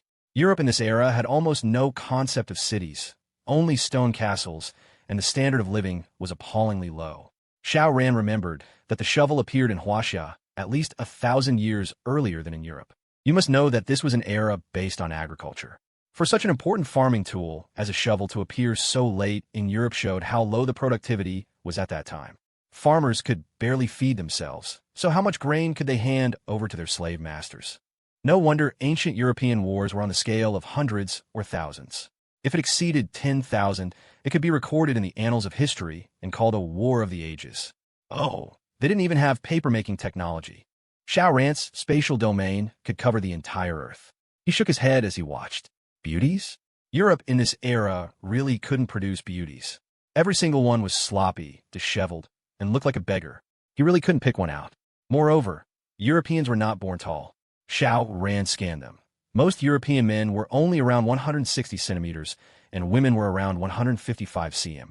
Modern Europeans could have tall statures entirely because their living conditions had improved with a steady supply of meat, eggs, and milk. Just like modern Huaxia, how much has the average height of the younger generation increased? Not inferior to Europeans. Xiao Ran took a tour and returned to Huaxia. From ancient times to the present, Huaxia has always been the center of the world, whether in technology or civilization. It only fell behind for a little over 100 years in modern times. It doesn't matter. We have stood up again. Xiao Ran gently manipulated time, and instantly, time began to rewind. He went to the spring and autumn period. Just before she was to be presented to the king of Wu, Xiao Ran intercepted her. As for what the king of Yu would do to bewitch the king of Wu now that she sure was gone, that was none of his business. Of the 4 great beauties, he now had half. She sure was stunningly beautiful. What did it mean for fish to sink and geese to fall? What did it mean to eclipse the moon and shame the flowers? Xiao Ran gained a profound understanding of these 2 idioms. Moreover, Shi Shi and Diaochan each had their own unique beauty. Besides the common trait of being exceptionally beautiful, both women, despite their seemingly delicate bodies, possessed a patriotic heart that was no less than a man's. They were both willing to commit themselves to men they did not love for the sake of their country. Worthy of admiration. Xiao Ran's way of admiring them was to make them his women, to be cherished forever. He now had the ability to grant his women endless supernatural powers, making their lifespans also tend towards eternity. Xiao Ran did not use force. Instead, he took Shi Shi boating on the West Lake, then to Lake Tai, and then they climbed Mount Huang and the 5 Great Mountains. With sweet words and romantic moonlit nights, how could Shi Shi resist these courting techniques for millennia in the future? Besides, Xiao Ran also demonstrated his formidable strength. Heroes love beauties, and beauties admire the strong. So after a month of sightseeing, the 2 naturally became an item. The previous month was them touring mountains and rivers together, And the next month was Xiao Ran touring the mountains and rivers on Shishi's body. The mountains were very high, and the water was also very plentiful. TSK. When Xiao Ran brought Shishi back, even Jiaochan was stunned. This was the great sister Shishi? More than a great sister, she was a grand senior. How many years separated the women? 1,000 years. Xiao Ran laughed heartily and manipulated time again. This time, he collected 2 women at once. Wang Zhaojun and Zhao Fian. Wang Zhaojun, one of the 4 great beauties, was a definite take, no questions asked. As for the political marriage, there were so many palace maids in the royal family. Couldn't they pick a second beauty? Wang Zhaojun was also a remarkable woman. As a political bride, she was married off to the Shonu. After her first husband died, her request to return to the Han was denied, and she had to follow the barbarian custom and marry her stepson, dying in her 40s, full of melancholy. Wang Zhaojun was very easy to win over. Although she was incredibly beautiful, because she refused to bribe the court painter, she was painted as extremely ugly and never caught the emperor's eye. Thus, this brilliant pearl was overlooked, only for the Shonu to pick up a great bargain. So, Xiao Ran took her away and showed off his terrifying strength, and Wang Zhaojun followed him devotedly. Zhao Fian, on the other hand, was a bit harder to handle. This woman was extremely ambitious. In fact, she did become the empress. Of course, she didn't meet a good end either, eventually being demoted to a commoner and forced to commit suicide. With Zhao Fian, Xiao Ran didn't need to be polite. After a few rounds of starvation, coupled with both threats and favors, she became obedient. She even introduced her sister, Zhao Huda, to Xiao Ran. It was truly a case of a leopard never changing its spots. After Zhao Fian became a consort, in order to please the emperor, she did indeed bring her sister into the palace. The sisters served together, winning the emperor's deep favor, and she eventually became the empress. TSK. Although Zhao Fian was not one of the 4 great beauties, she was often mentioned alongside Yan Yuhuan in the phrase, Huan's plumpness, Yan's slenderness, showing that she too was a timeless beauty. Xiao Ran calculated that the Han dynasty was truly a producer of beauties. It accounted for 2 of the 4 great beauties of all time, and Zhao Fian could be ranked alongside Yan Yuhuan. The Han dynasty was also one of the few martial dynasties in Huaxia's history, with formidable military strength. Not just the Han, but even later in the 3 Kingdoms period, when the country was so divided, whether it was Wei, Shu, or Wu, they could all easily beat up foreign tribes, right? It wasn't until the Jin dynasty that things went wrong because the aesthetics became distorted, homosexuality became rampant, and masculine men were all bent. How could they fight any wars? Therefore, after the Jin dynasty came the rise of the nomadic peoples, and after the turmoil of the northern and southern dynasties, it wasn't until the Sui dynasty that Huaxia became strong again, leading to the hegemony of the prosperous Tang. Xiao Ran sighed with emotion, then thought of the era he came from, where aesthetics were also somewhat distorted, with effeminate men becoming national idols. This was clearly controlled by foreign capital, with the intention of spiritually castrating us. Just imagine, if all the good men of Huaxia were so effeminate, could the armies still fight? Xiao Ran continued to manipulate the timeline. He passed through the Jin dynasty, crossed the northern and southern dynasties, skipped the short-lived Sui dynasty, and arrived in the prosperous Tang. This was a brilliant era. Both civil governance and military achievements reached their peak in this age. Xiao Ran wandered through the city of Chang'an. The reign of Jingguan was nearing its end. The Great Tang had created a golden age for Huaxia, and there were foreigners of different skin colors everywhere.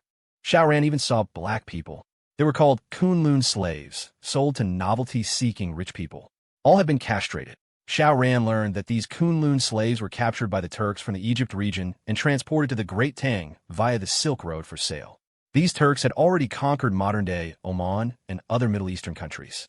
They started selling black slaves much earlier than the Europeans, but the scale was small because food was limited and they couldn't support too many.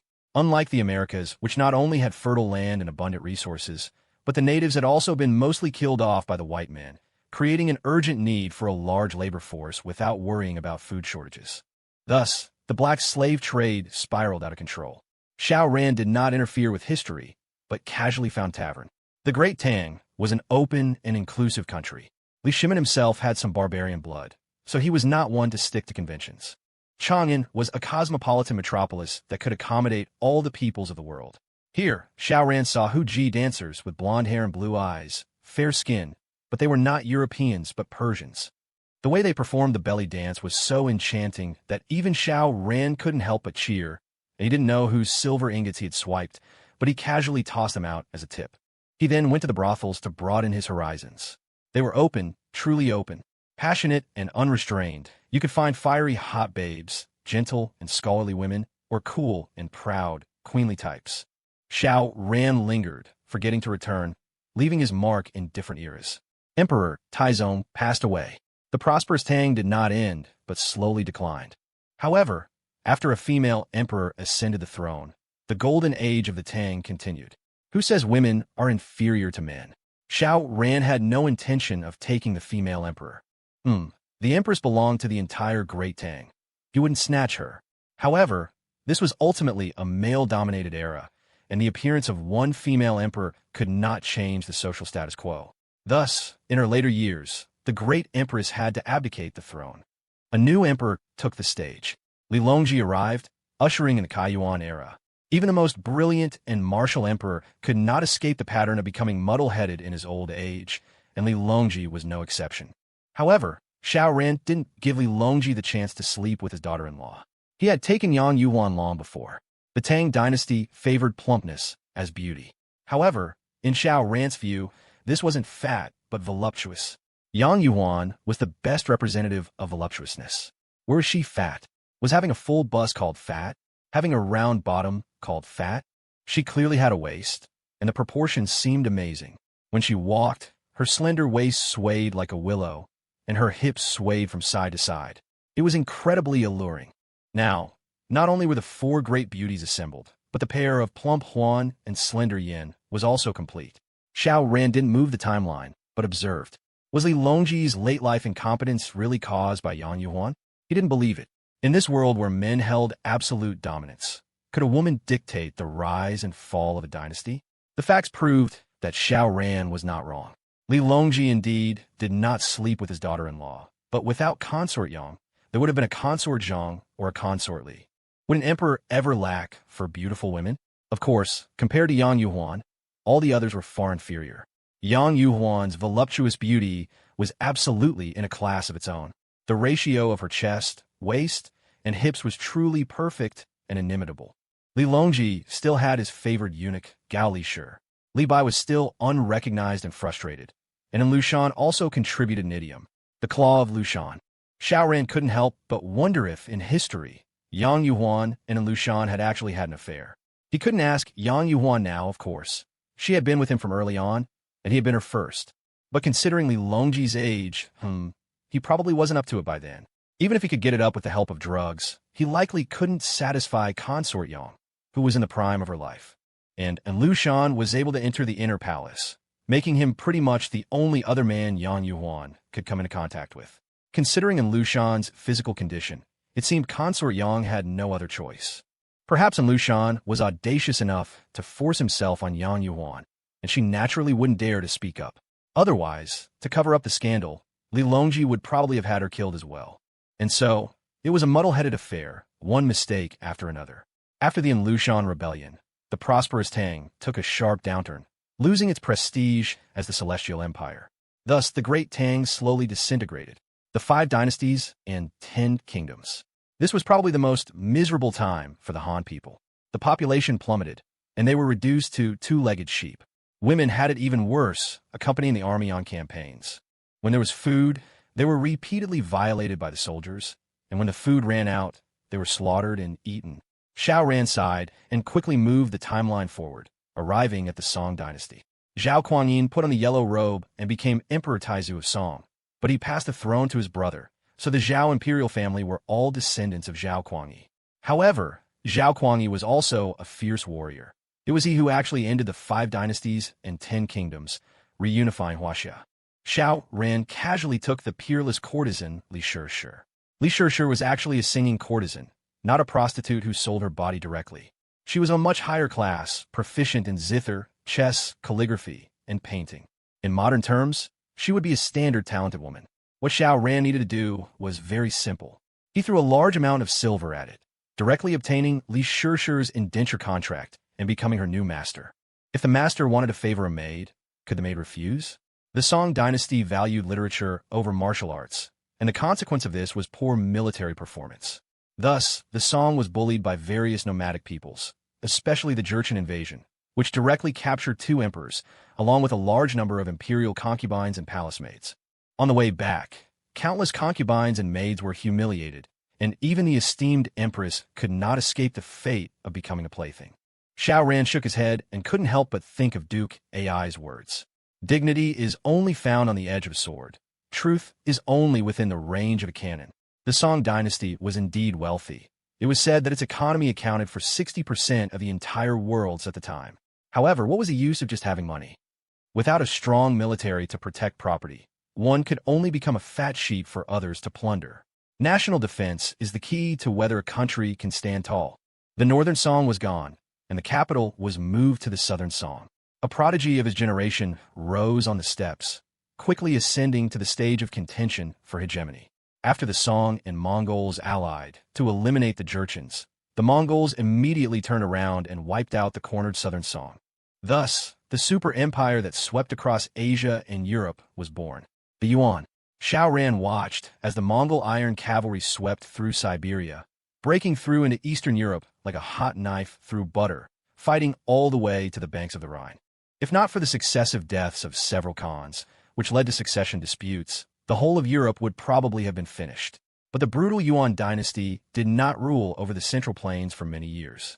Because their oppression and slaughter of the Han people were too severe, people were forced into a situation where they couldn't survive. Thus, various rebel armies rose up. Chen Yuliang, Zhu Yuanzhang. Hero after hero rose, driving the once invincible Mongols out of the Central Plains, but it did not affect the glory of that invincible iron cavalry for another few hundred years, though they could no longer touch the Central Plains. In the end, old Zhu had the last laugh. Zhu Yuanzhang was the only person in history to become emperor from a commoner background. Before him and after him, all founding emperors were from powerful families, all aristocrats. Old Zhu created a historical first. Unfortunately, old Zhu doted on his eldest son too much. Zhu Biao died early, and old Zhu actually made his grandson the crown prince. This was also unprecedented in history and sowed the seeds of disaster. The key was that old Zhu, for the sake of his family's eternal dynasty, had killed all the capable generals. As soon as he died, his fourth son, Zhu Di, rebelled. The Jiangwen emperor had no one to use and was pushed all the way by Zhu Di. But it didn't matter. The throne still belonged to the Zhu family. Xiao Ran, of course, wouldn't just watch the show. He took Qin Yuan, but Wu Sangui still led the Manchu Qing into the pass. The so-called fury for a beauty, and a beauty is a calamity, were all baseless talk. He also took Dong Xiaowan, so now Mo Pijiang could only find another confidant. And Li Xiangjuan, Lu Rushi, the 8 beauties of Qin Huai. Not a single one could be missed. The wheels of history rolled forward, and Xiao Ran arrived at the last imperial dynasty. There was nothing much to see here. Xiao Ran skipped right over it. He went to the island nation. The western fleets soon knocked open the doors of the island nation. But the island nation was too small, and due to the mutual constraints of the great powers, it was given a chance to develop. Thus, with a Meiji restoration, the island nation rose rapidly. This backward, agrarian small country transformed into a capitalist empire. And when an empire develops to a certain extent, it will instinctively expand outward to transfer internal contradictions. Thus, the little Japs embarked on the path of aggression. Xiao Ran could tolerate anything else. Even during the 5 dynasties and 10 kingdoms, when the Han people became two-legged sheep, he did not intervene. But when he came to the island nation and saw this group of little Japs holding high the banner of militarism, he couldn't hold back. If he couldn't hold back, then he would kill. With just a thought from Xiao Ran, the entire island nation sank into the sea, disappearing completely, with not a single person left alive. But when Xiao Ran moved the timeline forward by 10 years, he was surprised to find that the island nation had reappeared. What was going on? History cannot be changed. But hadn't he taken Diaochan and the others out of the river of time? This time, he tried killing only a portion of the little Japs. But after moving time forward, he found that these people had indeed disappeared, some of whom were important figures in the island nation's invasion of China. However, they were dead, but new figures appeared to continue pushing the war of aggression against China. So, individual figures could be erased, but the grand trend of history could not be changed. Xiao Ran already had the ability to send people into high dimensions. even the 18th dimension. So, after he fished out Lu Mei, Han Yun, and the other women one by one from the River of Time, he sent them all to the 18th dimension, allowing them to absorb supernatural energy there and evolve without end, to reach the same level as him, able to escape the cycle of birth, aging, sickness, and death. This would be a long process. What was the key? Even if he jumped a million years into the future, it would not affect Lu Mei and the other women, because time is only four-dimensional. How can four dimensions affect 18? One could say that Xiao Ran's time-based powers were completely ineffective in the 18th dimension. Even his spatial powers were ineffective. The only thing that could last forever was the evolution of the physical body. What could Xiao Ran do? He had to find something to do. He came to the island nation before the cataclysm.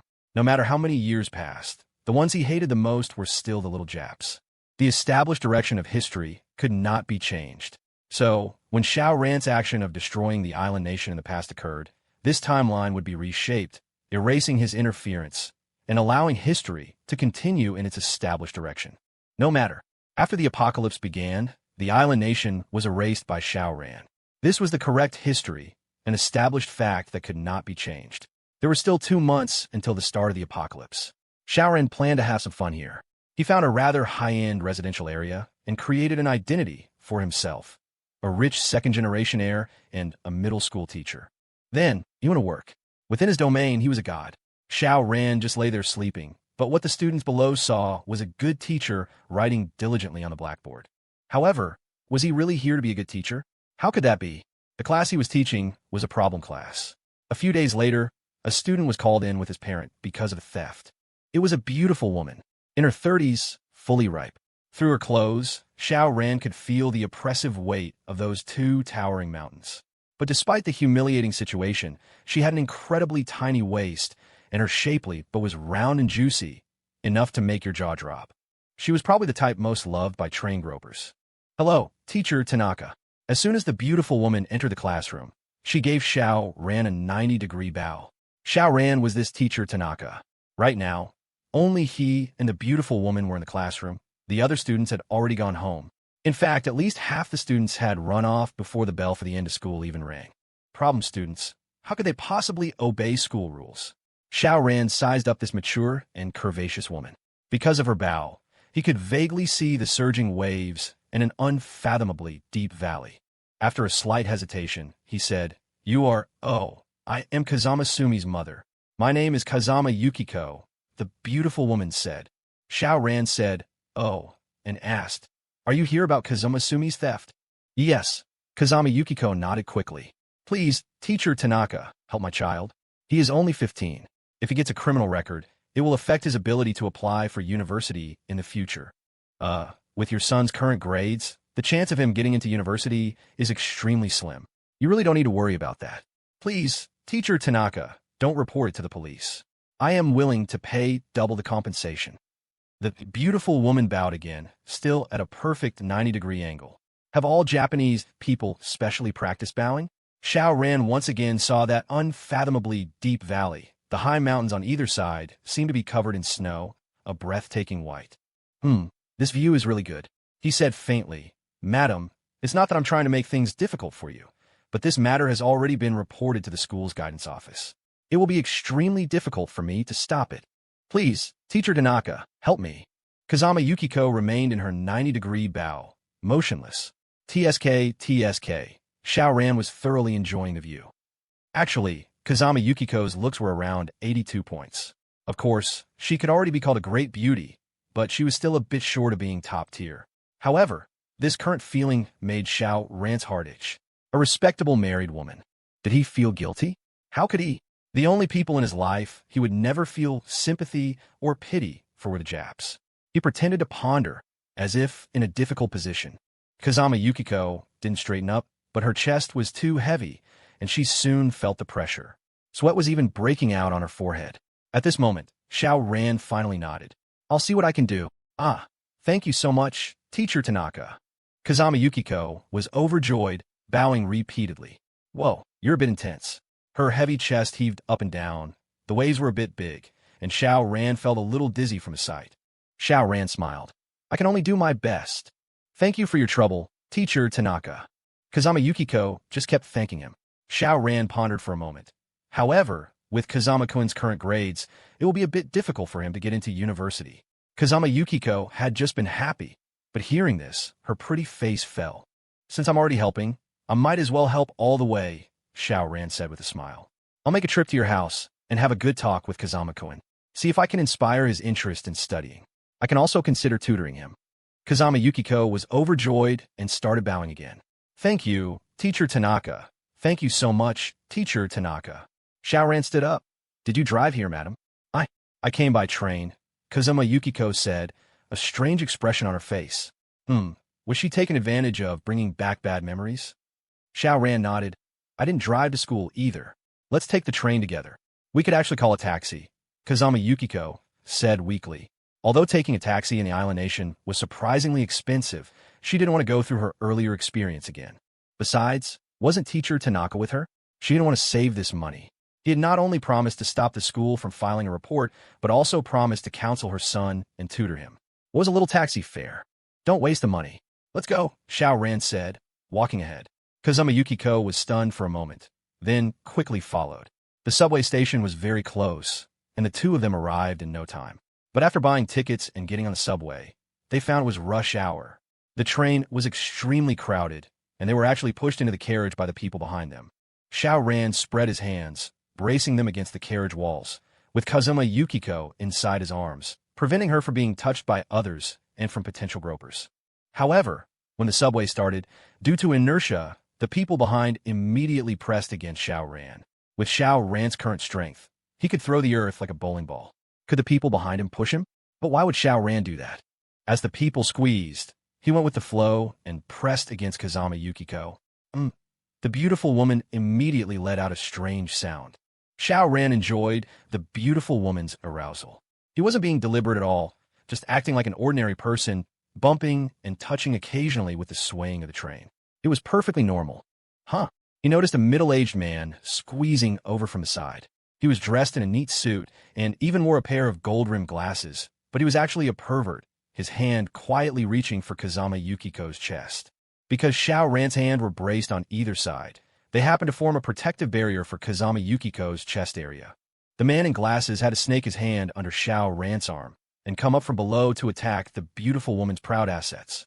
But just as his hand reached out, Xiao Ran shot his hand out like lightning, grabbing the groper's wrist and asking loudly, "What do you think you're doing?"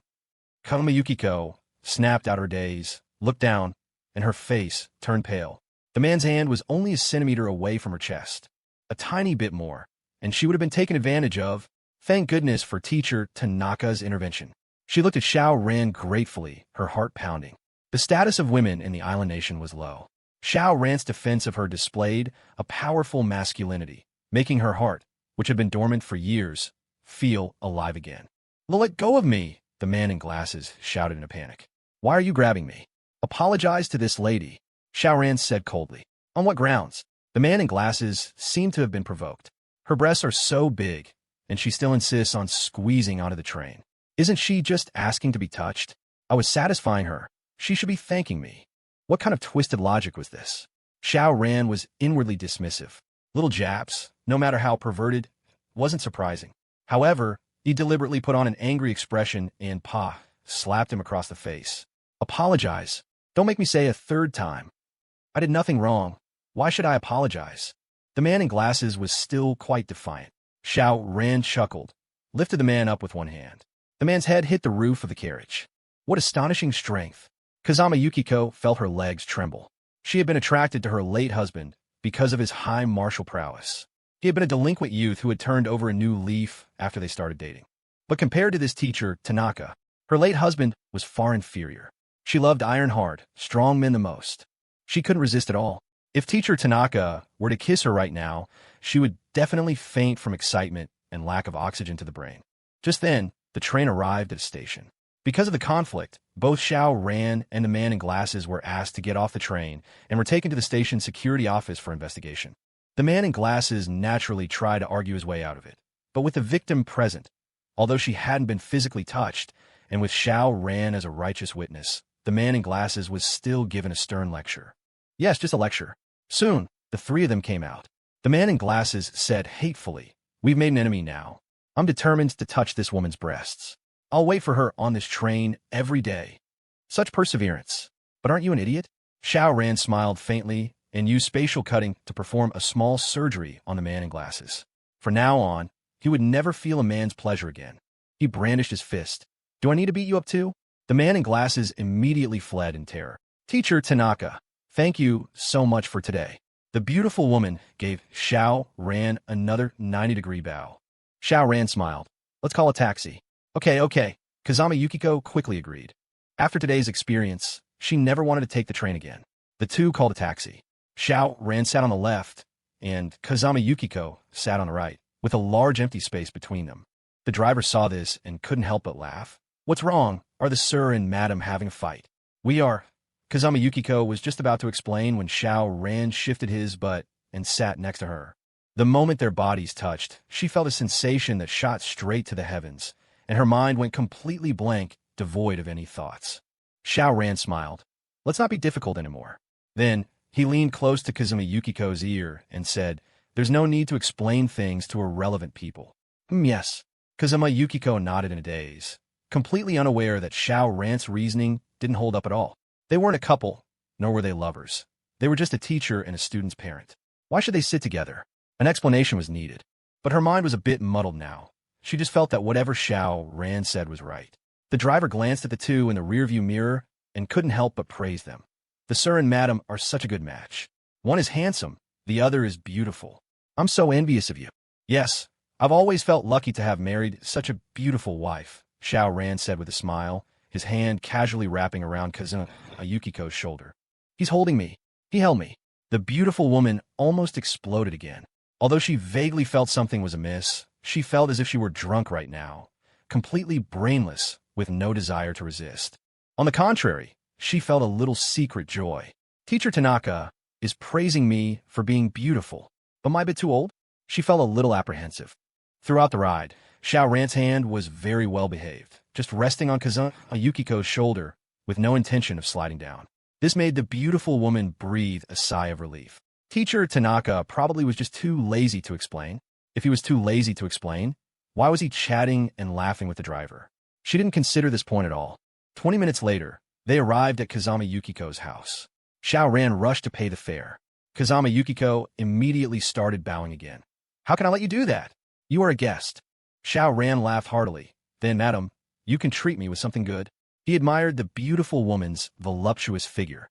Kazama Yukiko, however, didn't catch the meaning in his words and quickly invited Xiao Ran into her home. The Kazama family lived in a small villa. Living in such a small villa wasn't because the Kazama family was rich. On the contrary, only poor people lived in such detached private houses. The rich all lived in high-end apartments in the bustling city center. This was also quite normal.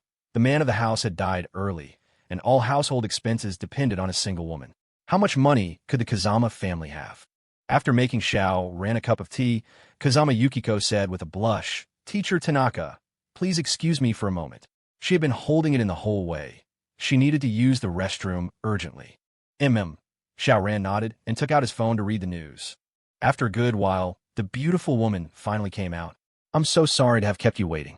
Arriving in the living room, Kazama Yukiko once again gave a 90-degree bow. The view was magnificent. Xiao Ran smiled. I haven't been waiting long. He said lightly, Madam, I can help tutor Kazama-kun, but how will you repay me? Kazama Yukiko quickly said, Please rest assured, Teacher Tanaka, I will definitely pay you the highest tutoring fees on the market. Xiao Ran suddenly made a move, pushing the beautiful woman onto the sofa. Without giving her a chance to get up, he revealed a wicked smile. I'm a rich second-generation heir. I don't need money. Then, what does Teacher Tanaka want? Kazama Yukiko's face was flushed. Why had Teacher Tanaka suddenly become so aggressive? This position was so indecent. She had to stop him. But the beautiful woman only felt her body go soft and limp, unable to exert any strength. On the contrary, she felt a strong desire to be possessed by this handsome Teacher Tanaka. While relaxing, Xiao Ran felt a bit bored. He had experienced too many beautiful women, many more beautiful and with better figures than Kazama Yukiko. The reason he had taken such a roundabout way to get her was precisely to create this sense of novelty and anticipation. However, This sense of anticipation and novelty peaked at the moment he succeeded, but it also vanished completely.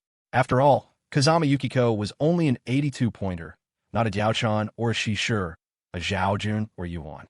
Click, the sound of lock turning, then a door opening and closing, bang, a heavy sound. This woke the sleeping Kazama Yukiko. Kazama Sumi is back. She had invited Xiao Ran to her home to counsel her son, to get him away from bad influences and to study hard, to strive for a good university. But she had ended up in bed with her son's teacher. If her son found out, she would have no face left. "Teacher Tanaka, what should we do?" "My son is back," the beautiful woman said, her face full of panic. Xiao Ran smiled slightly. "It's fine, I'll handle him." It was troublesome for a woman to get dressed, but it was quick for a man. Just a few clothes to put on. As Xiao Ran pushed the door open, he heard a boy's voice calling, "Mom, give me 20,000 yen. Kazama Sumi." Xiao Ran called out as he ran down the stairs. At the foot of the stairs was a boy, 14 or 15 years old, but very tall, an anomaly among the island nation's people. When he saw Xiao Ran, he immediately showed a hostile look. "Teacher Tanaka, why are you here?" "To tutor you," Xiao Ran said casually. "Where's my mom?" Kazama Sumi asked again, his face full of vigilance. He knew his mother was very beautiful, and he worshipped his late father. He would never accept his mother remarrying, so he was extremely wary of any man who got close to her. "Your mom is sleeping," Xiao Ran said with a smile. Kazama Sumi was stunned for a moment, then flew into a rage, swinging a fist at Xiao Ran. His mother was sleeping, and Xiao Ran had come down from upstairs. What did that mean? This guy had slept with his mother. Bastard. Xiao Ran smiled, directly lifted Kazama Sumi up, and with one hand, pinned him against the wall. "What did you say?" Kazama Sumi was completely terrified. He could lift him with one hand. He was only 15, but he had developed early, was 175 centimeters tall, and weighed 72 kg. You could lift him with one hand. While frightened, he also developed a sense of worship for Xiao Ran. Young people naturally worship the strong, especially a problem student like him. Bang! Just then, the sound of a door being kicked open came, and 4 yellow-haired youths walked in one by one. "Kazama Sumi, haven't you gotten the money yet?" one of them asked. At this moment, Xiao Ran also put Kazama Sumi down. The teenager quickly ran over and bowed. "My mother is sleeping. Please wait a moment." Wait for your head." That yellow-haired youth slapped him across the face, making a crisp sound. Kazama Sumi cried out in pain. "Kazama Sumi." Kazama Yukiko appeared at the top of the stairs. She was only wearing underwear with a nightgown over it, and she rushed out in a hurry. How could she sit still when her son was being bullied? The 4 yellow-haired youths all looked up and revealed lecherous expressions. "Kazama Sumi, your mom is pretty good-looking. Her breasts are huge. At least an F, maybe even AG." It was the first yellow-haired youth again. He said to Kazama Yukiko, "Mrs. Kazama, your son owes us 4 million yen. You can pay it for him." 4 million? Kazama Yukiko was shocked. Her monthly salary was only 250,000 yen. After living expenses, the money she could save was negligible. 4 million yen was an astronomical figure for her. She looked at her son in disbelief. "How could you owe them so much money?" Kazama Sumi showed an angry expression. "I only borrowed 10,000 yen from them, but their interest is too high. It rolled over to 4 million in a few months. Well, it turned out to be loan sharks. This is illegal. I'm going to call the police on you." Kazama Yukiko, being an adult, immediately thought of calling the police. The first yellow-haired youth sneered, "Since Mrs. Kazama is being so difficult, we'll have to get rough. We'll take a few photo sets of you. Then you probably won't dare to call the police." Kazama Yukiko was terrified. The way these 4 youths looked at her was filled with greed. So, would it really end with just a few photo sets? They would definitely force themselves on her, then take even more vile videos to control her. What should she do? She couldn't help but look at Xiao Ran.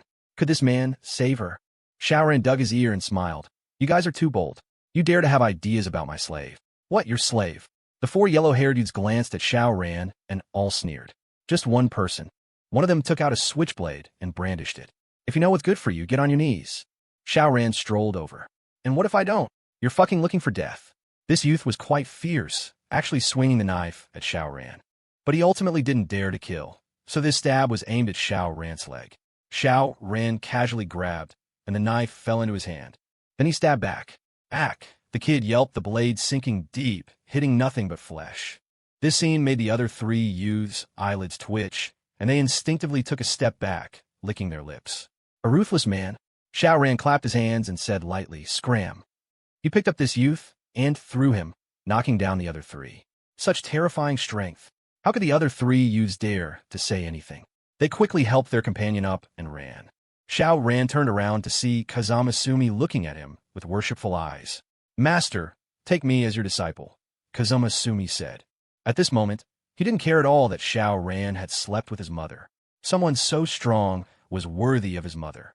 Xiao Ran glanced at Kazama Yukiko, then said to Kazama Sumi, "I can teach you a few things, but you have to study hard and get into university." It was just a casual remark. As expected, Kazama Yukiko immediately showed a grateful expression, and after a moment's hesitation, Kazama Sumi said, "Okay, it's a deal." A wicked smile appeared on the corner of Xiao Ran's mouth. "Before dinner, you'll do 500 push-ups first. You can rest when you're tired, but you must reach the number." "Rest assured, master, I will definitely complete it," Kazama Sumi said, patting his chest. Xiao Ran, however, walked over to Kazama Yukiko, wrapped his arm around her waist, and headed upstairs. "Then I'm going to do push-ups too." This sentence made the beautiful woman almost die of shame, but Kazama Sumi didn't care at all. Instead, he bowed and said, "Master, you've worked hard." "Ha ha." Xiao Ran laughed heartily. The island nation's people were truly perverted, and not just by a little bit. Xiao Ran treated the island nation as his playground, changing identities and moving among various beautiful women. When the apocalypse came, he watched coldly as the darkness in people's hearts was revealed, enjoying the fragility of beautiful women and mature ladies in the face of food, having a blast. After he had his fun in the island nation, Xiao Ran went to the ugly country. He was now the god of time, able to manipulate it at will. Returning to the initial colonial era, he saw the Western robbers land on this new continent. But when they first arrived, these Western robbers were thirsty and hungry. It was the Indians who took them in, giving them food and water. This day was called Thanksgiving by the Western robbers. They were thankful for the natives' hospitality and care, but robbers always repay kindness with malice. They coveted this fertile land and directly seized it. At first, because the Western robbers were few in number, even with firearms and other weapons, they couldn't suppress the numerous natives.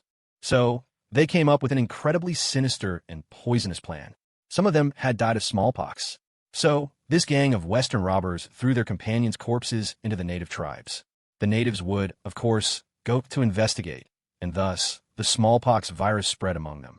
With almost no effort, the natives died in droves, with 90% of the population dying within a few short years. Having lost their numerical advantage, and with a continuous stream of reinforcements from Europe, the tide of war tilted in favor of the Western robbers. Thus, the natives were almost completely wiped out, with only a tiny handful remaining, allowed to live only on reservations, and absolutely forbidden to leave without permission. They kill your people, occupy your land, and then lock you up in a small place. This is the way of the Western robbers. Thanksgiving? What are they giving thanks for? Xiao Ran watched all this, feeling the extreme irony. They engage in robbery, but preach about democracy and civilization. It's truly laughable, but they're very good at brainwashing. In the age of print media, they could make up whatever stories they wanted, because only their voices were heard. So wasn't history theirs to write as they pleased? In the whole world, what media is not controlled by the West? Until one day, a domestic software called TT became a massive hit in the Western world, which finally allowed those self-proclaimed champions of free speech and free press, the ordinary people, to see a corner of the truth. Why do Western countries want to ban TT? Just because TT can let ordinary people come into contact with the real world. Spatially, Xiao Ran roamed between the East and the West. Temporally, he traveled up and down through 5,000 years. After going back and forth a few times, Lu Mei and the others finally completed the complete transformation of their bodies, possessing endless life. Thus, Xiao Ran brought them out of the 18th dimensional space. They returned to the normal timeline and boarded a starship. Next, they would travel the entire universe.